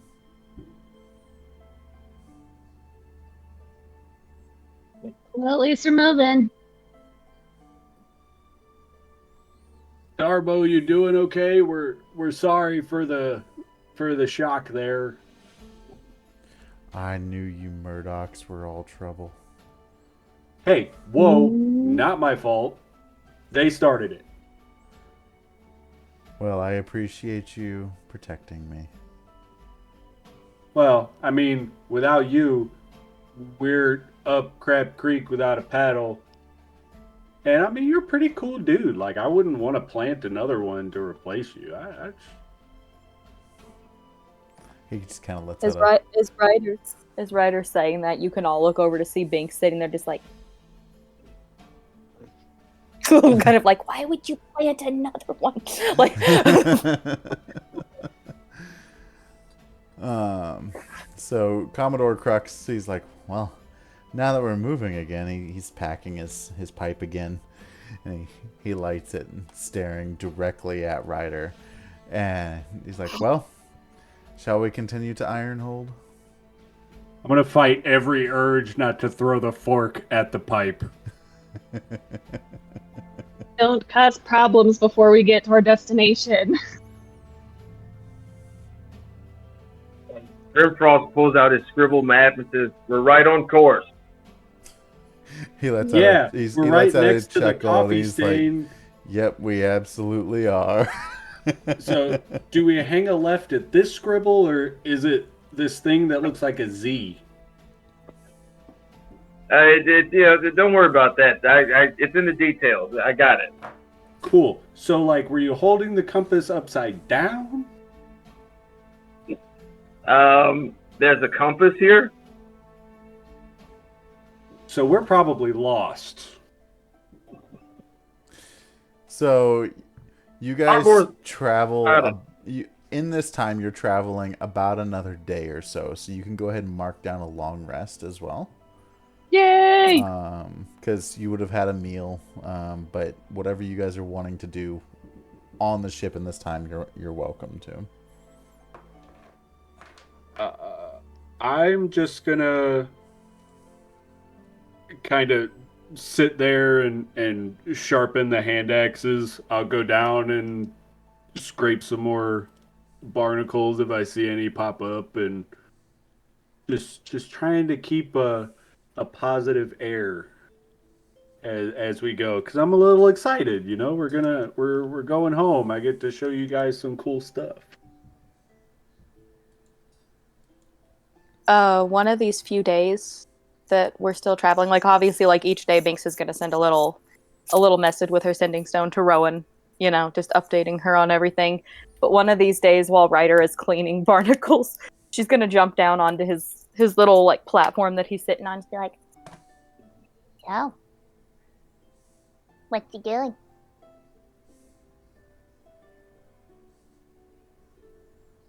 So, what was that? I heard you wanted to do this and I clean dishes. Well, I actually wanted to ask you, so why does Starbow not like you? I don't know. Like, he said that, like, you also did some bad things. So, like, give me the tea. As you saying that, I'm kind of like scraping faster and a little bit more aggressively on the side of the ship. And without looking at Binx, I just kind of go, everybody's got a past. Yeah.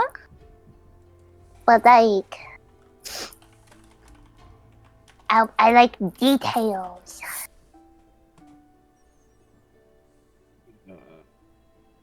So I mean, if you don't want to talk about it right now, just know I'm gonna bother you again later.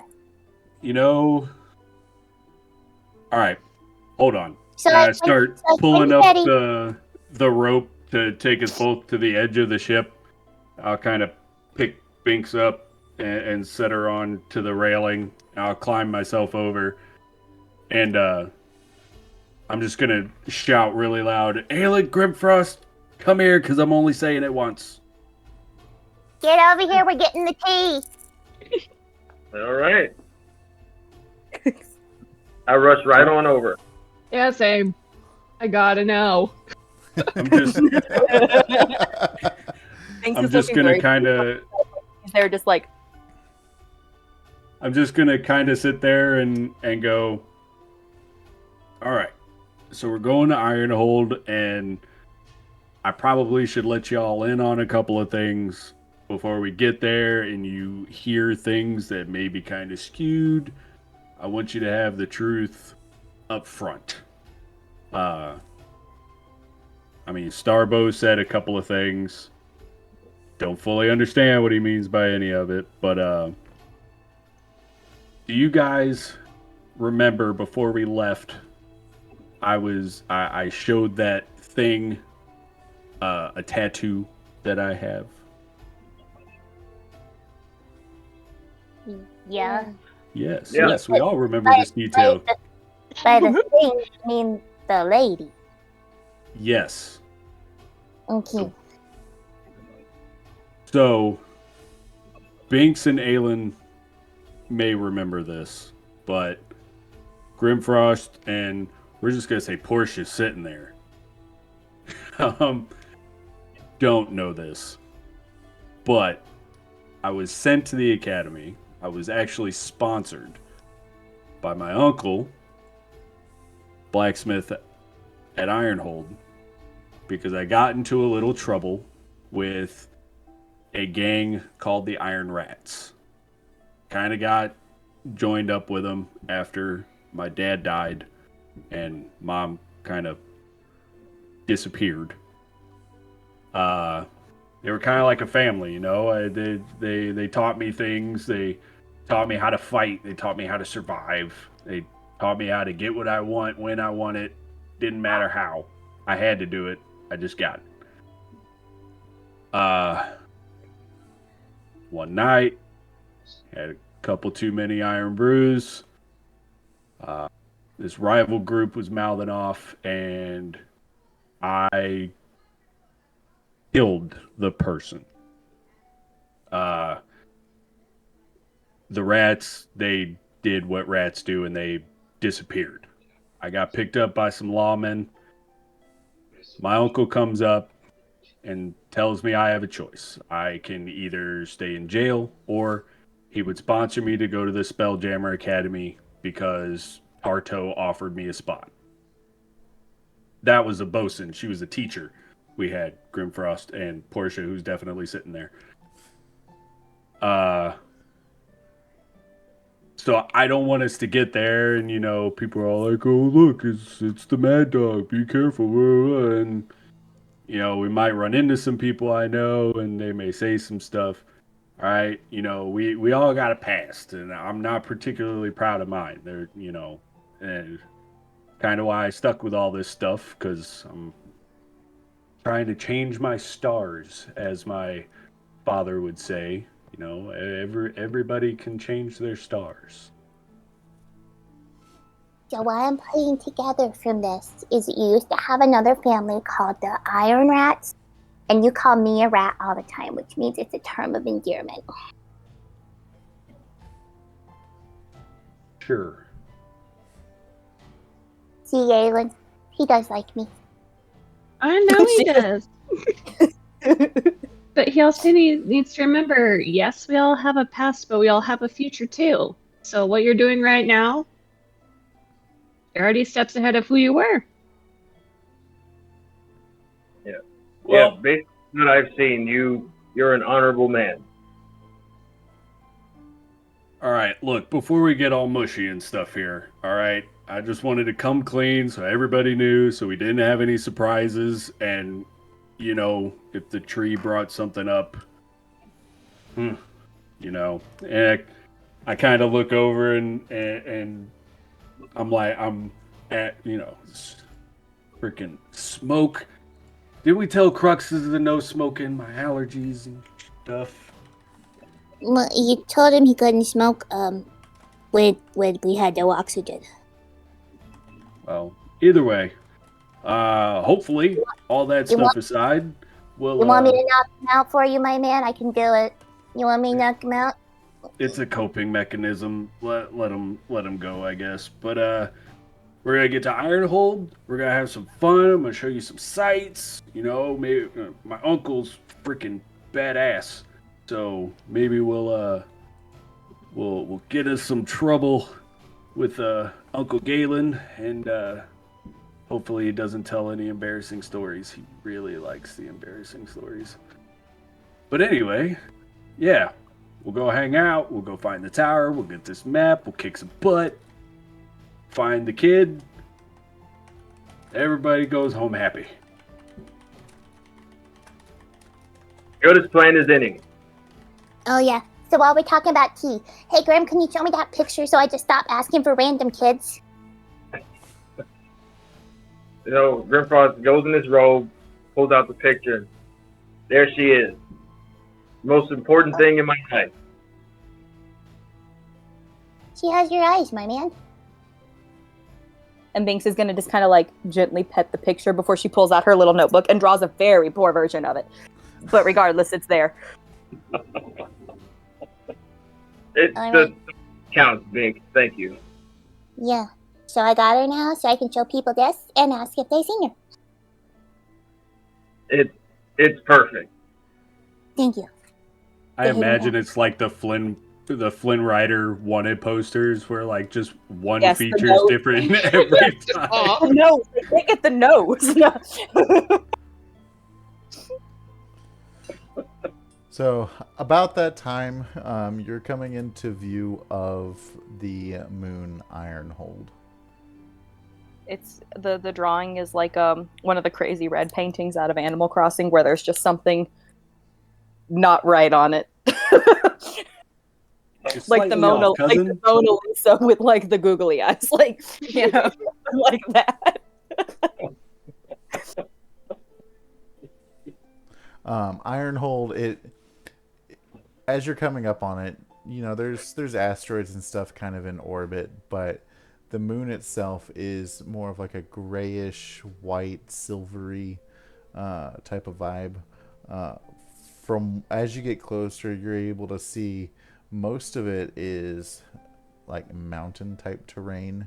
There are some low valleys, but for the most part, it seems to be literally a giant rock.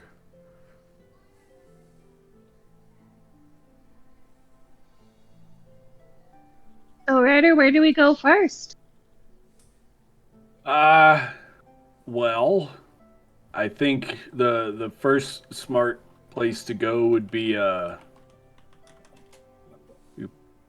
probably. I think the easiest spot would hit is these mines that Grimfrost was talking about. Thanks, Ryder. Yeah. Just so you guys know, I was given a tip that there may be some information in these mines. If we could check it out, I'd appreciate it. Okay. Let's do it. Yeah, it's easy enough. And at that, you hear Binx go, "Right, Portia," and then she goes, like with her own hand, she goes, "Yeah, that's right." Like, because I like to think Portia's still asleep or something like that. But hold on, wait, and I'm kind of looking and I'm checking it out, and I look back to Starbo, and I go, we need to go starboard more. You want to? It's a city with obvious like there's an obvious mine near it. That's Khazad-dûm. That might be the best place to. I thought it was called Kajamoon. You wait. The other thing came out of a Iron. I There don't- they are. The Iron Spire Mountains. That's where we want to go. Okay. For everybody, we had a whole talk during break about how to go about possibly not As a move. copyright. I need to make a note of that. Yeah. We were trying to think of a different name. That is very interesting, though, that that's the name they chose. It works. Right. And just to give you guys a little brief, as you're floating down to land the ship and get into the city of Kazamoon. What did we say, Kazamoon? Khazad-dûm. I said chasm. But do whatever you want. That's no moon.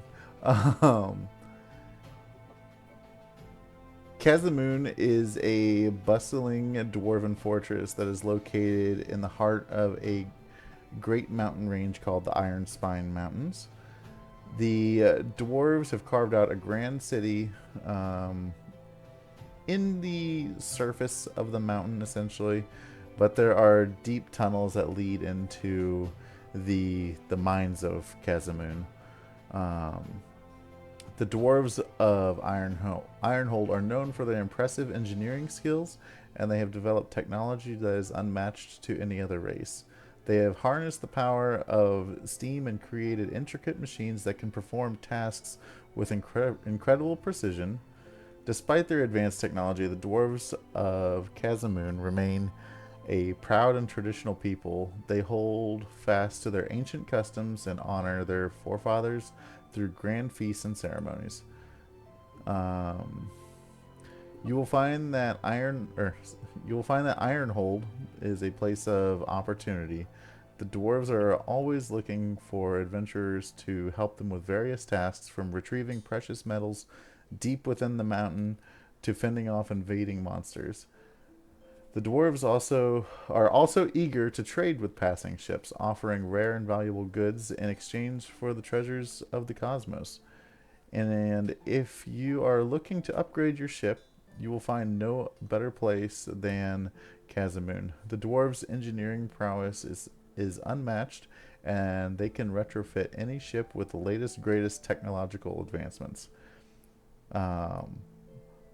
But while Kazamoon seems like a place of riches and opportunity, it's not without its dangers as well. Deep within the mountain, there are rumors of ancient evils stirring, waiting to be unleashed upon the world. You must tread carefully in Kazamoon, for you never know what dangers may lurk beneath the mountain's rocky exterior. Thank you, ChatGPT. Not sponsored by.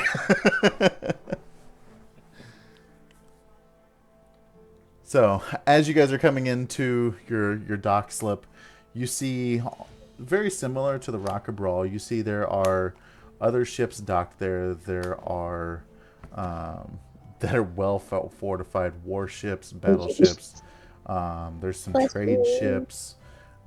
You see kind of what looks to be like a market for getting upgrades and, enhancements to your ships as well. And that's just on the outside in kind of like a cove area.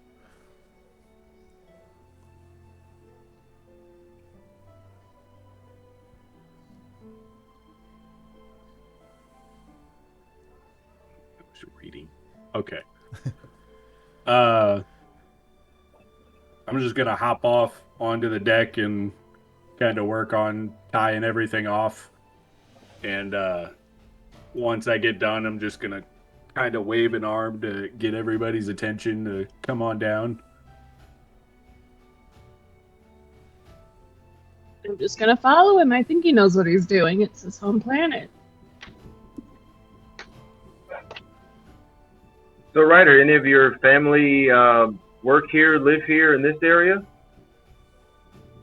I don't kind of need a second. It's been a minute.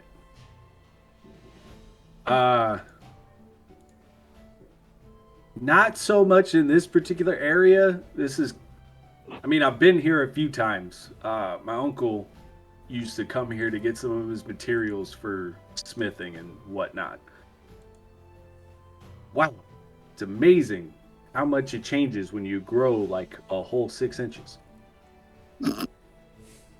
That wasn't funny, Binx. I'm sorry. You're taller than me by so much. I'm a whole 6 inches by myself. All right, well, first up, I think it would be good. Mining. What do they call the people in charge of mines? Foreman. We need to find a foreman for that mine. Do you remember what the name of it was? I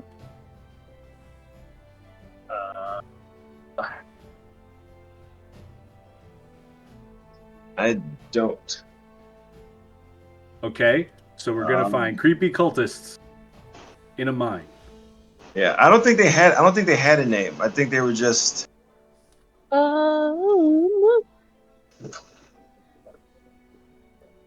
Steel hammer. Steel hammer. My notes from the past say Grimforst hears his daughter has been there with the dwarf cult and they were on their way to Hasamoon. They were under the alias of Steelhammer, and this was 2 to 3 months ago. End scene. Dwarves tend to get a little whiny when uninvited guests show up in the mines. So we find the foreman of the Hasamoon mines and see if they can point us in the right direction. So I'm gonna kind of take a look around, and I'll eventually see like a company HQ sign and go, we'll start there. Knocking on all the doors. So as you're starting to walk actually into the mountain, you all are kind of amazed by the size of the city that's inside. And there are decorations and banners, and there's fires, and there's music.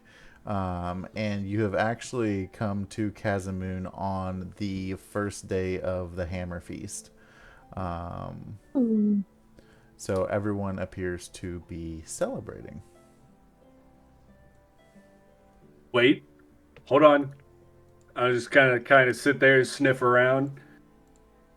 Oh, there's a festival. There's food. It's the good stuff, too.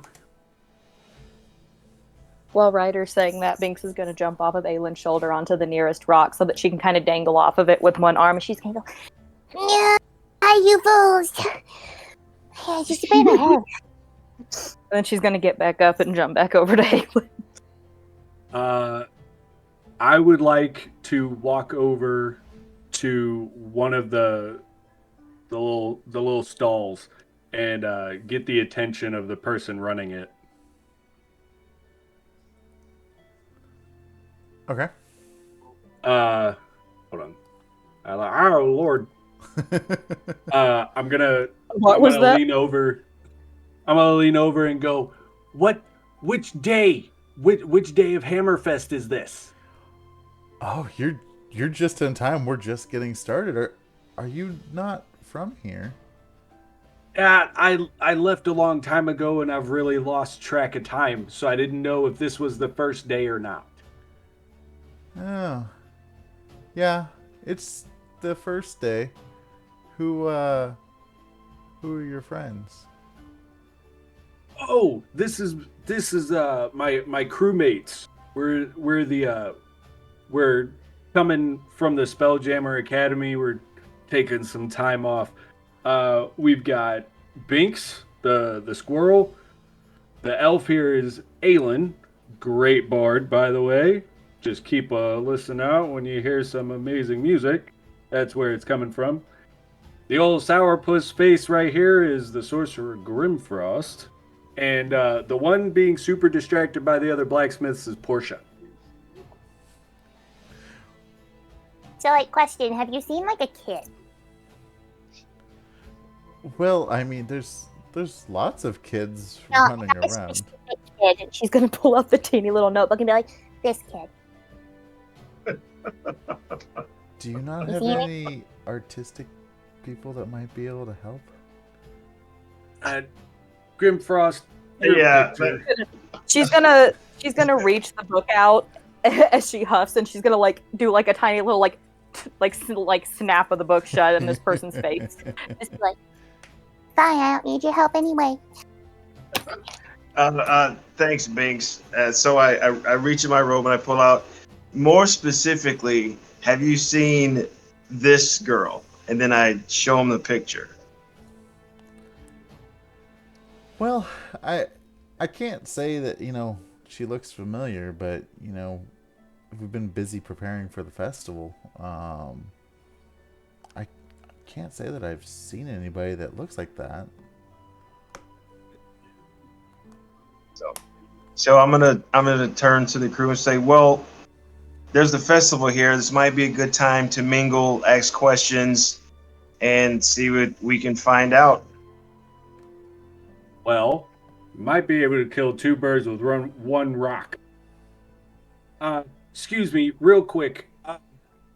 Usually, they got the blacksmithing competitions here. Yeah, they're a little bit further down, but they're here. Do you know if anybody by the name of Murdoch entered this year? Murdoch. That does ring a bell. I can't recall his name. His first name though. Fucking had it. Hold, I have it. Hold on. I'm glad you do, because I don't. Yeah, Bolin. That's what it was. Bolin. Bolin. Bolin Murdoch? He's, if I recall correctly, he's one of the top blacksmiths here. Yeah, I know. Anyway, is his... You said further down? Yeah, a little bit further into the city, and it should be up on the right. And would you happen to know the foreman of the mine? I don't know, unfortunately. Mining, I didn't want to go into mining. I'm more of a brewmaster myself. Well, I'm gonna reach in and I'm gonna take five gold pieces and set them down for your time. And if you could tell me how much 1, 2, 3, 4, 5 iron brews would be. Let's just call it 5 gold. Well, there you go. 5 iron brews and put a straw in one for the squirrel. Crazier the better. He comes out with a straw, and like it's a piece of metal, and he starts working it in front of you, and he works it to where it is a crazy straw, and it literally says crazy. I'm never giving this thing back. It's mine now. I mean, you're gonna use it. I don't think they want it back. But down to the right, and my uncle might know the foreman, so we can go talk to him. I can ask about my axes and stuff, and then we'll see if we can't find the foreman and all this craziness. Now, 3 things. 1, try not to bump into anyone. Duels to the death, very popular. Number 2, watch where you're walking. You step on a beard, fights to the death are popular. They happen everywhere. Number 3, enjoy the beer. But Ryder, who's Murdoch? Oh, that's my last name. That's my family name. Ah.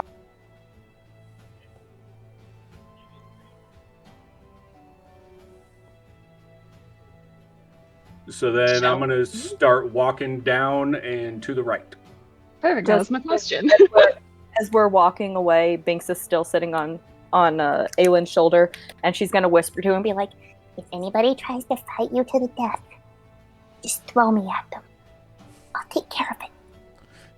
I think that sounds like our best plan of action. Yeah. It's also a whole planet full of riders, so I think you can do it. Yeah. Which means they are all colorful characters who are very nice and not grumpy. He has Oh, better hearing mhm. every time. It's just like he just hears things. So Grimfrost is just taking everything in. He's never seen so many doors in one place. So he's just enjoying the music, enjoying the festivals, picking up food, trying it, everything, eating everything, and just kind of mingling and having a good time. Yep, as you're walking through, like you're caught by the smells of lots of roasted meats, cheeses, ale, more ale than you could ever think about drinking. There's games going on. There's music. You overhear one group of people carrying banners and singing hymns that are honoring Moradin, as they kind of have a procession through the halls of Cazamoon.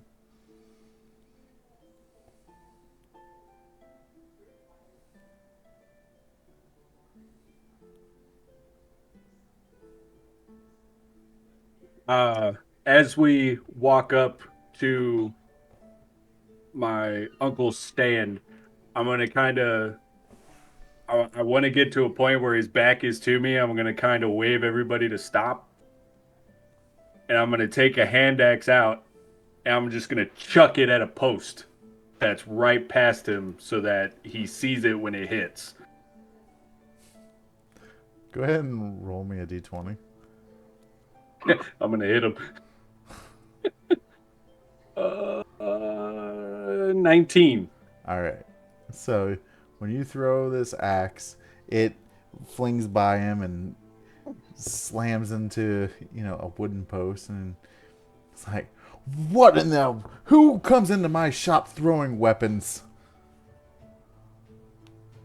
I like to think that he turns around and before seeing Ryder, he just sees a squirrel sitting there with a crazy straw, just. If you'd pay attention to the blade, you'd know.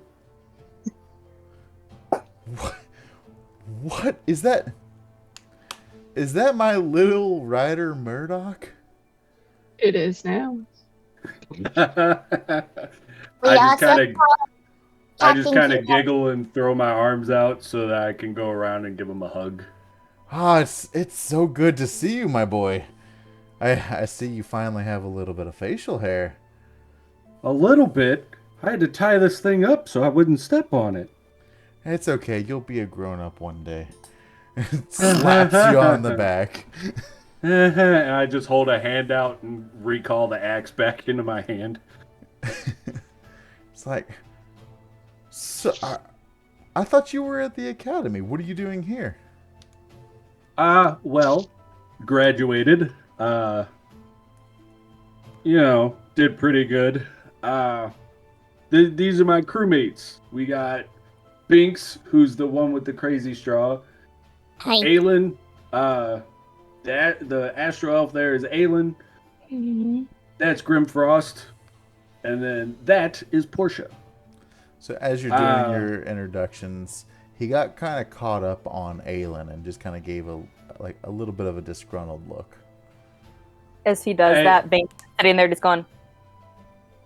It's okay. We know that's kind of what we're here for, but she's not a part of any of that, and I vouch for her 100%.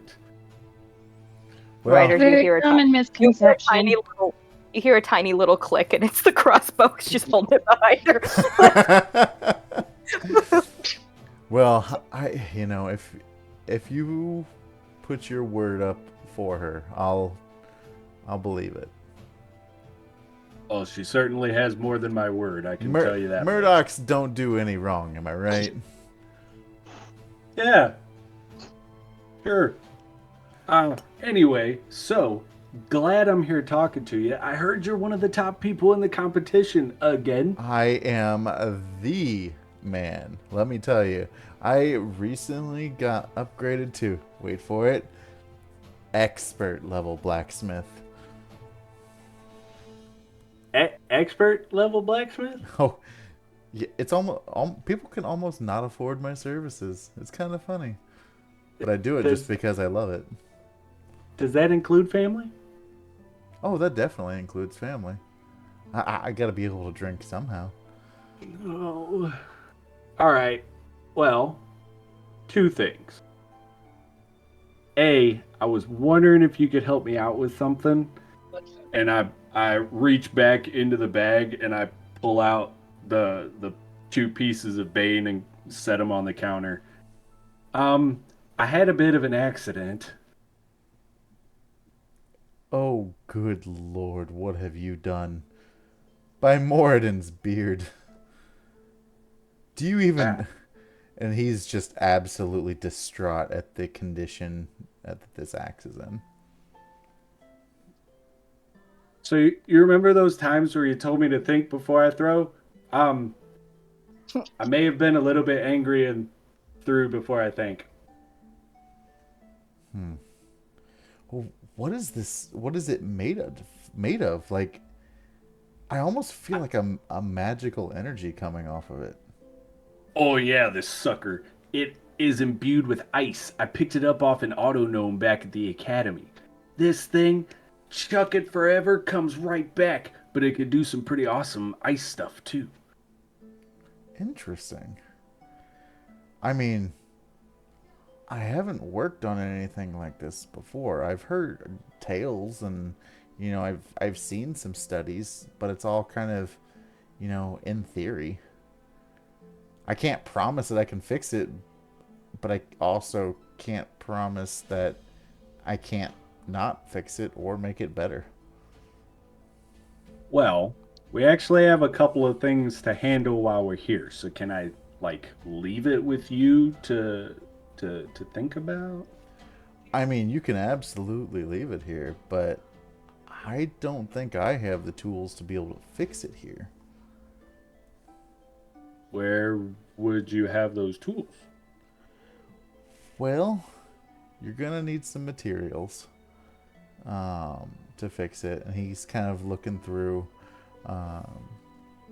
his book, doing some research. He's like, well, an astral forge, that's definitely one item I don't have. And it says here you're gonna need some materials from a lunar dragon? Well, I don't think this is getting fixed anytime soon. Oh, why do you say that?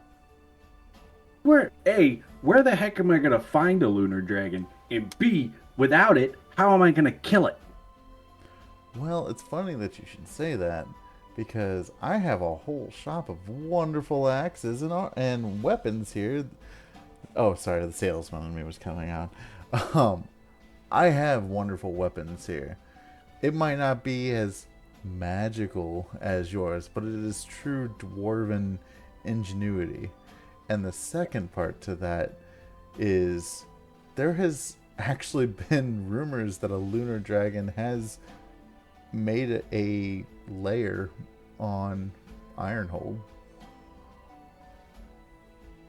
Where? Let me keep doing a little bit of research, because it doesn't say you have to kill one. It just has a couple things that you need. Let me do a little more research on this and see if I can get that for you.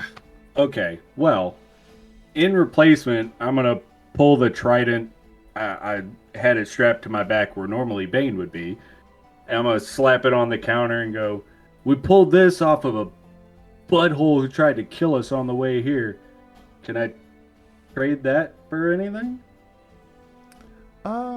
What are you looking for? Do you want another axe? I'm something maybe a little bit better than this. X. in size? Let me see. And he's actively pondering and thinking of what he can do. So while he's doing that, what are the rest of you doing? I'm watching this whole thing happen. I am so invested. I'm so invested in it. I want to see how he interacts with other people. Yeah. Binx is just slurping down her drink. Which I'm means an actually alien looking.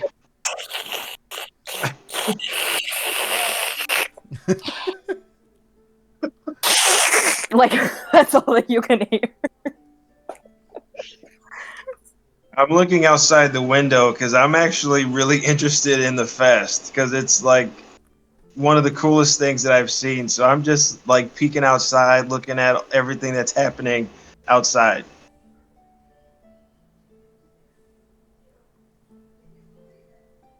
Binx isn't going to take anything, but she's definitely looking around the room that's just like, Well, that's not taken down.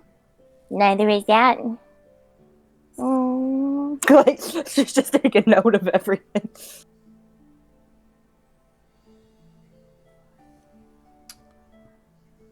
Are you wanting a one-handed axe or a two-handed axe? A great axe. A great axe? Okay. Figured they would be about the same in size, so there'd be Continue talking amongst yourselves. I'm working on finding you something. Little Captain Cute Eyes now. Little Captain Cute Eyes. God, we're just gonna add on to this. I'm sorry. Did you just call him Cute Eyes? Oh dear God. Yep, Yep. it's a nickname. You know, I take it you like to give him a little bit of hell here and every once in a while. Yeah, you should see what he thinks he's giving us, so it's kind of deserved. Well, I mean, he's a Murdoch, so he's got to be giving you the best. Sure. I did threaten to etch a message to some bad guys in the skull of the person I got this trident off of. I was really proud of that. But that wasn't us. That was somebody else. Yeah, He calls me still- Rat all the time. Well, I mean, I But haven't like- called you that in a while. I've learned that it's a term of endearment.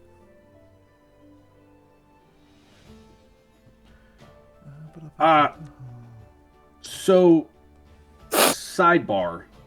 I don't know. Have you heard anything about some creepy culty people around? You know, there was rumors of they found a new ore down in the mines, and there were some shady people that seem to have taken residence. Grimforst is... Yeah, I hear this, and then like I stop looking out the window and I turn around real fast, and now I'm like super interested in the conversation. Yeah, we heard back on Brawl that Grimfrost is looking for his daughter, and we heard from somebody that she was seen with a group of crazy culty people that were last seen in the mine. Would you know if they're still there?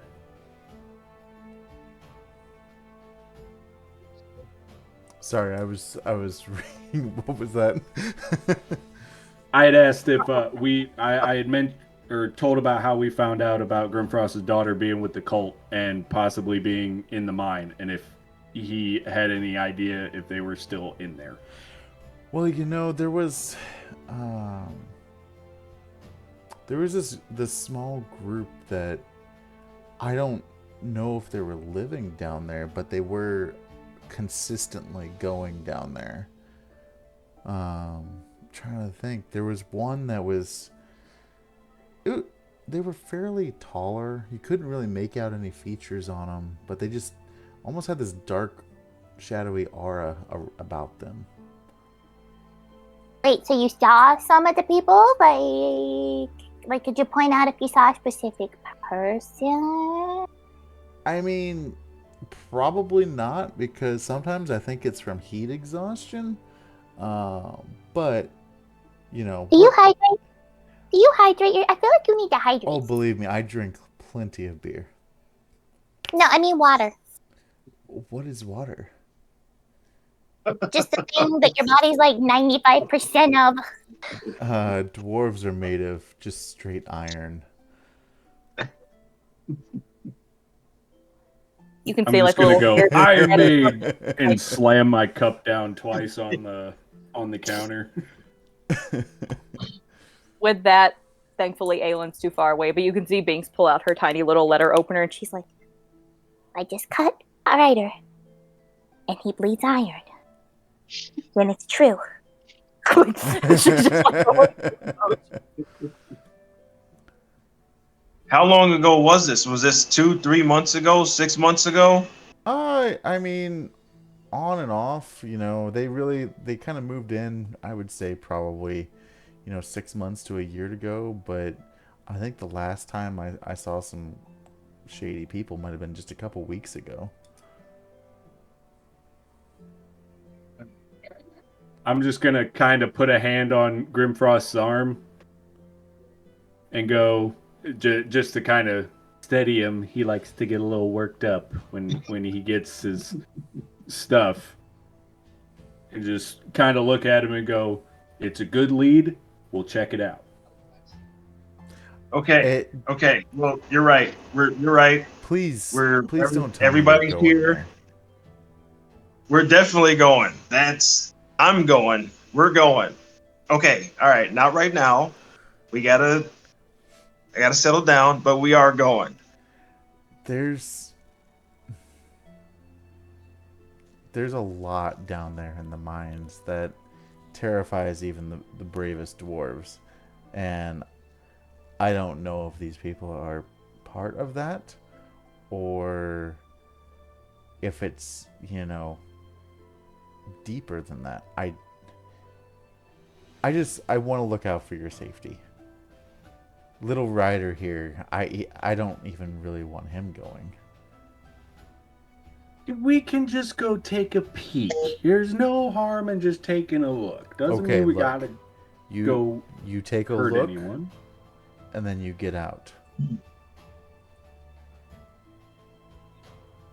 If there's something down there that you see, please don't handle it yourselves. Come back and get help. Your mother would never forgive me. What have you heard? What's down there? There's tales of giant monstrosities down there that, they live in the mine. Chance heard of the top predator, the squirrel. I think they might give you a run for your money there, Rat. I have ripped the throat out of 5 things, and it's been a week. 4. You didn't get the 5th one. You were asleep in the ship. You weren't there. Oh, you got one on the ship? On the other, we'll talk about it later. You're undermining my. So, if it has a neck, I can't kill it. Can confirm. Yep. Well, you might stand a chance then. Mm. Yeah. Okay. Ryder, She's gonna like lean over and pat Ryder's shoulder. It's like, don't worry, I'll just keep little Captain Curas. You're safe. That's gonna stick, isn't it? Remind me after this. I have a funny tale for you about little Ryder here. Oh no! Okay.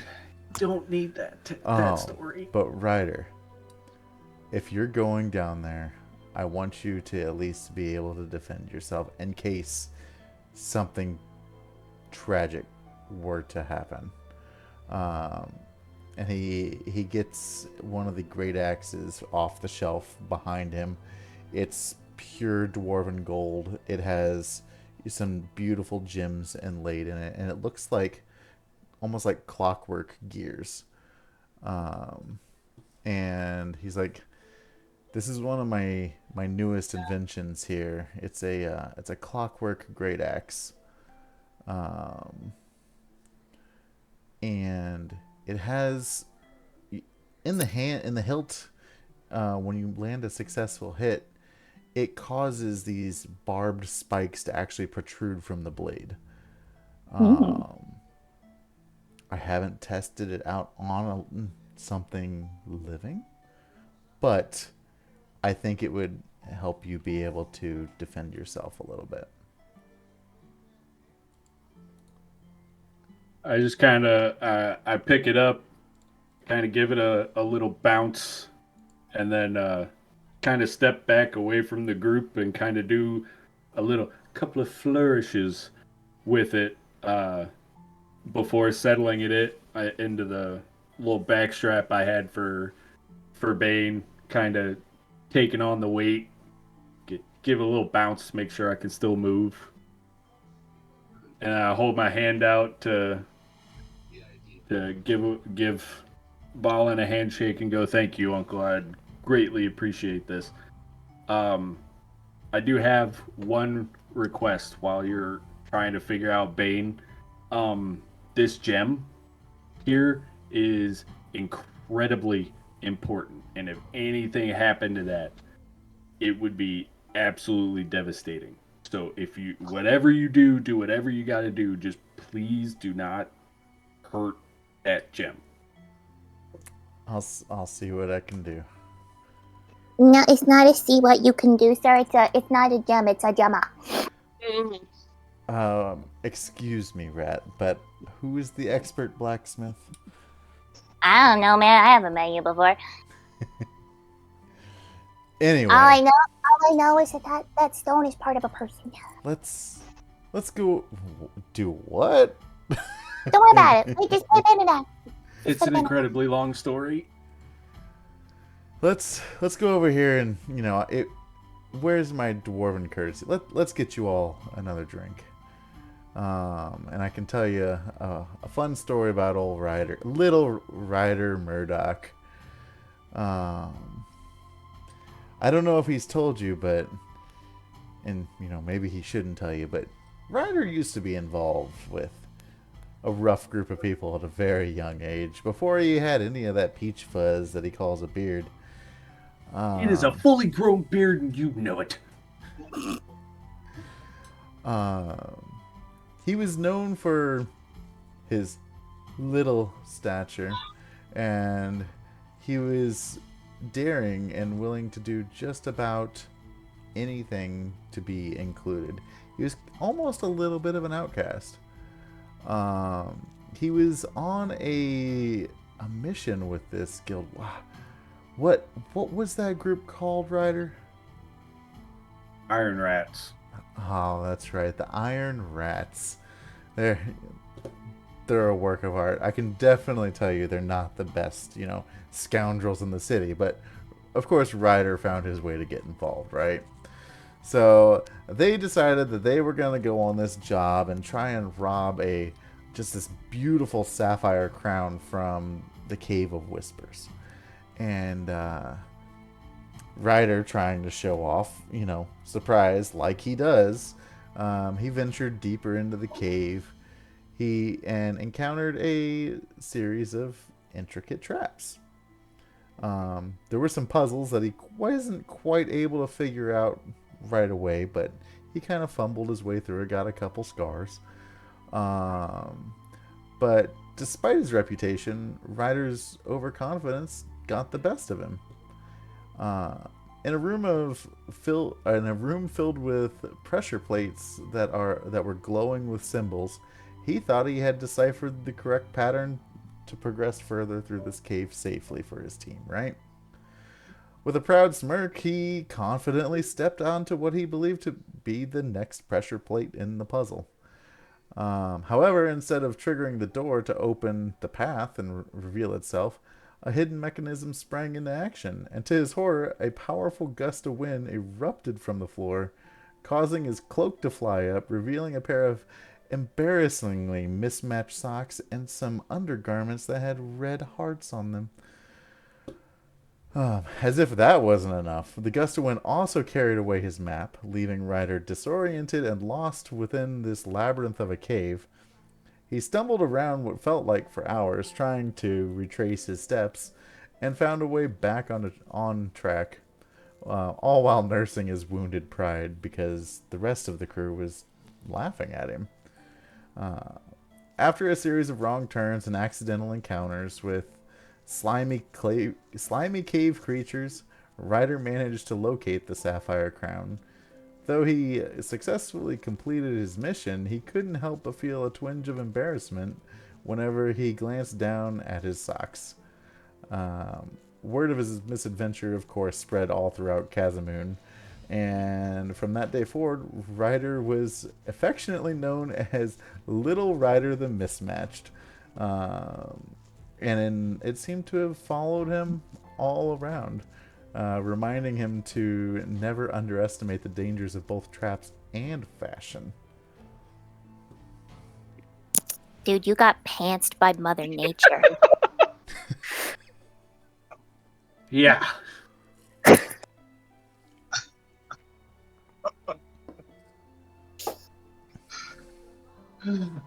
Yeah. I need that on the button. You got pants by Mother Nature.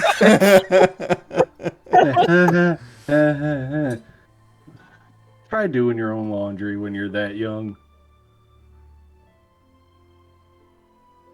If it makes you feel Grimforst any is better, if I could hiding wear his chuckle. yeah, if it makes you feel any better, if I could actually wear socks, they would never match. It's more fun when they don't match. I mean, what kind of monster matches their socks and puts them away like that? You just throw them all in the drawer. Somewhere in this universe, Rowan is having a fit because I feel like she He definitely nicely. matches her bedazzled sock. Yeah. Somewhere in this universe, Rowan's having a meltdown. So, like, are your socks matching right now? I don't want to talk about it. That tells me they're not. I'll find out later.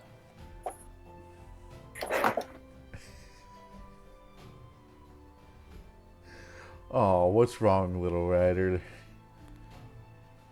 You knew that Your one cup's was, empty. You knew that one was coming. Yeah. Looks like your cup's empty. You make less noise when you're drinking. Ah, you're right. Let me go get another one. And he walks off. All right, so we're not just going to take a look in this mine, right? Absolutely not. We're definitely going in. I mean, of course we're going to be safe, and if it gets a little hairy, we'll pull back, but I mean, if we got a chance to get the kid, you should get the kid. Thank you, We're Ryder. fine. I think we can do it. All right. I think we take a little bit more time. There's a couple other things I want to talk to my uncle about. Maybe get some equipment, try and be as prepared as possible. I mean, these mines can be a little treacherous. Make sure we're stocked up and go in there, get the kid, come out, firebolts blazing. Great plan. I've been waiting a decade for this.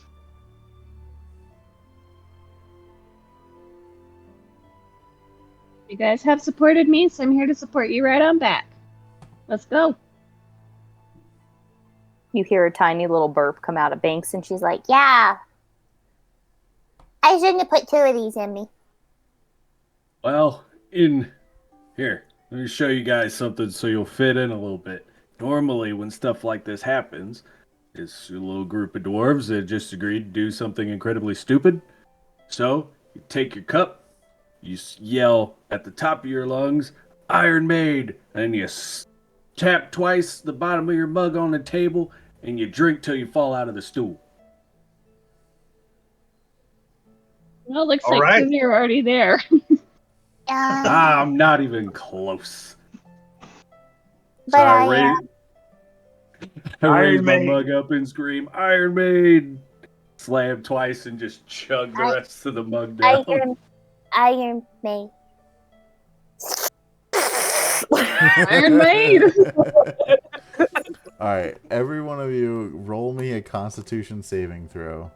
Everybody but Ryder will roll at disadvantage. Oh, dang. Oh, I rolled a 4. do I have 24. anything? 8. Oh. 19?